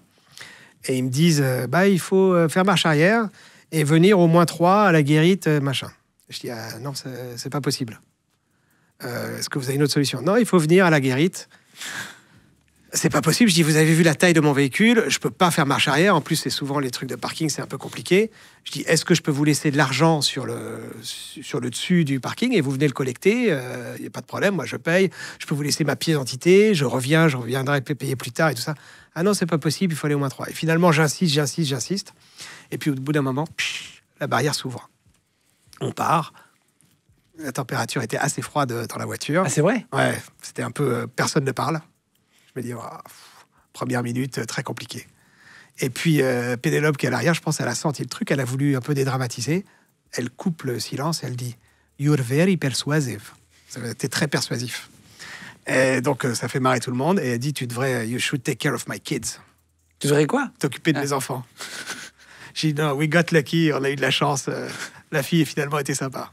Et ça, elle s'est détendue après? Elle s'est détendue, après, elle était très sympa, ouais. Faut rester toujours pareil avec un artiste de ce gabarit-là. Tu parles jamais le premier. Non. Il faut dire bonjour, les formules de politesse. Et puis ensuite, on attend... Qu'elle parle. Ouais, si elle veut. Parce que parfois, même les artistes avec lesquels je suis depuis très longtemps, parfois on se dit rien. S'ils ont besoin de rien et qu'ils n'ont pas envie de parler, qu'ils sont dans leur truc, on se dit rien. T'as déjà dû consoler un artiste où tu vois qu'il n'est pas bien et il va se livrer un peu le soir et tu vas avoir une discussion un peu philosophique? Non, oui, alors philosophique, j'aime bien parler des choses de la vie. Parce que justement, moi, je m'occupe de gens qui sont assez extraordinaires et j'aime bien discuter de sujets profonds parce que ça m'intéresse. Un peu comme toi, avec tous tes invités, c'est toujours intéressant de confronter les idées. Et comme c'est des gens qui ont beaucoup voyagé, qui ont fait plein de choses, qui ont plein d'histoires à raconter, ils ont certains une philosophie de la vie qui peut être intéressante. Est-ce que tu as gardé un contact avec des artistes dont tu t'es occupé? Est-ce qu'il y en a qui sont devenus, peut-être pas des amis, mais en tout cas des contacts à qui tu vas envoyer un petit texto chaque année? Ça m'arrive d'envoyer des textos pour des choses très particulières. Il y en a un, c'est Brett Ratner, c'est un réalisateur américain qui n'est pas connu en France. D'ailleurs, avec lui, il m'est arrivé que des anecdotes assez hallucinantes. Je vais t'en raconter une ou deux. La première fois qu'il est arrivé en France, je vais le chercher au Bourget, toujours cet aéroport privé. Le douanier demande si « Do you have cash ?» Oui. « Est-ce que vous avez de l'argent liquide ?» Oui. « Est-ce que vous avez beaucoup d'argent liquide ?» Il dit « Oui. » « Est-ce que vous avez plus de 10 000 euros ?» Oui. Donc, ils partent compter. Le douanier, il revient, il avait un soir comme ça, il était mort de rire. Et puis, à partir du moment où on déclare, il n'y a pas de problème. Donc, déjà, je me dis, waouh, c'est quand même bizarre, le mec, il a un sac avec plein de cash, mais bon. Un réalisateur? Un réalisateur, ouais. Et il est assez généreux, donc il distribue pas mal. Bon, voilà. Et puis, il a toujours du cash avec lui. Enfin, il avait, maintenant, je crois que c'est plus le cas. Et puis, au lieu de l'amener à l'hôtel, il me dit, non, on va au restaurant, on va à l'avenue. Un restaurant très branché parisien, on va à l'avenue. Viens déjeuner avec moi. Ok, je viens déjeuner avec lui. Et puis arrive Chris Tucker. Chris Tucker qui s'assied avec nous. Chris Tucker qui est l'acteur de Rush Hour. Média. Et lui, c'est le réalisateur de Rush Hour qu'on allait tourner à Paris. On allait tourner Rush Hour 3. Donc, je me retrouve avec Chris Tucker, Brett Ratner et moi. Lenny Kravitz arrive. Il s'assied avec nous. Donc, moi, je suis pas Roland Garros, quoi. Je fais droite-gauche. Je regarde les échanges de balles. Je rigole quand il faut rigoler. Et puis voilà, j'essaie de placer une petite blague si je peux. L'après-midi, on se retrouve chez Lenny Kravitz. On va même pas à l'hôtel, on va directement chez Lenny Kravitz. Il a un très bel hôtel particulier dans le 16e. Et là, ils font une bataille d'iPad. À l'époque, il y avait tous les sons sur les iPads. Attends, j'ai un son, tel musicien, il a joué dans tel truc et tout. Et moi, j'étais là, pareil, chez Lenny Kravitz, à voir Chris Tucker faire des chorégraphies sur les batailles d'iPad. C'était assez sympa. Et je me suis occupé du même Brett Ratner à Cannes. Premier jour à Cannes. Non, on va pas à l'hôtel. J'ai rendez-vous dans un appartement. On arrive dans l'appartement. Quincy Jones. Bonjour, Sylvain Tristram, Quincy Jones. Donc, je me retrouve avec lui. Après, il me dit, on a rendez-vous sur un bateau. On va sur le bateau, Puff Daddy. Donc, pareil, j'étais avec Puff Daddy, Brett Ratner et moi sur le bateau. Et le soir, on était en boîte de nuit avec Mike Tyson. Ah, tu vois plein de... Ah, le mec, c'est la folie, ouais. Il a un réseau de fous. Donc, toi, tu es marié depuis 2009, hein, ta femme. Est-ce qu'il t'a déjà aidé dans ton boulot? Ça m'est arrivé 2-3 fois de l'appeler au secours. C'est-à-dire Ouais, c'est-à-dire quand je suis vraiment coincé et si je sais, enfin si j'imagine qu'elle est disponible, je peux l'appeler. Par exemple pour un des artistes très connus dont je peux pas dire le en nom. couple avec, à l'époque. Voilà, l'hôtel était pratiquement complètement entouré par les paparazzi. Moi, j'étais connu, reconnu. J'étais pas encore parti travailler, mais déjà le garde du corps m'appelle, il me dit il faut que tu trouves une solution. Monsieur Machin veut pas être vu aujourd'hui. Donc j'ai appelé ma femme. Moi, j'étais dans un parking en stand-by. J'ai appelé ma femme, je dis qu'est-ce que tu fais? J'allais au cinéma avec. Non, tu vas pas au cinéma si ça t'embête pas. Tu prends notre voiture perso. Qui est Passe petite qui est voiture, une petite 206 blanche normale. Tu passes derrière l'hôtel et il y avait une sortie dérobée de l'hôtel que personne ne connaissait, qui donnait dans une cour d'immeuble. Enfin, maintenant, les gens vont la connaître. Qui donnait dans une cour d'immeuble et sous un porche normal de sortie d'immeuble. Donc j'ai dit, tu ralentis quand tu arrives à tel endroit. Elle connaissait bien le garde du corps parce que je le connais depuis longtemps. Je dis, il va voir la porte entrouverte. Quand tu vois son visage, tu t'arrêtes. Tu vérifies bien que les portes sont ouvertes parce que quand on roule, les portes se ferment automatiquement. Il faut pas que voilà. Donc la personne sort avec le garde du corps. Il se planque sous des couvertures dans la voiture. Dans ta 206? Dans ma 206. Non, c'est vrai. Où je promène mon Il y chien. a eu l'acteur américain le plus beau qui va se mettre dans ta 206. Et donc, mon épouse, elle passe tous les paparazzis, ça se passe bien au bout d'un moment. Il connaît de toute façon, lui, ça doit le faire marrer. Oui, il a l'habitude de sait mais ça, comédien, le coup des voitures, je l'ai fait assez souvent. Et puis, du coup, elle arrive dans le parking et il est descendu et il a fait un hug à ma femme en disant « You saved my life ». Ma femme était assez contente. Et après, il a bifurqué dans la vraie voiture. Après, il est venu dans ma vraie voiture. C'était comme dans les films, au fond du parking. Il a changé de voiture. C'est les moments un peu drôles de ta... Ouais, ça, c'est marrant. Vraiment, dernière question, mais Nicole Kidman nous a fait un cadeau à ta femme et toi, justement. Ben, le jour où je l'avais emmenée à la finale de Roland-Garros, la production avait prévu une nuit supplémentaire après la finale pour qu'elle reparte le lendemain.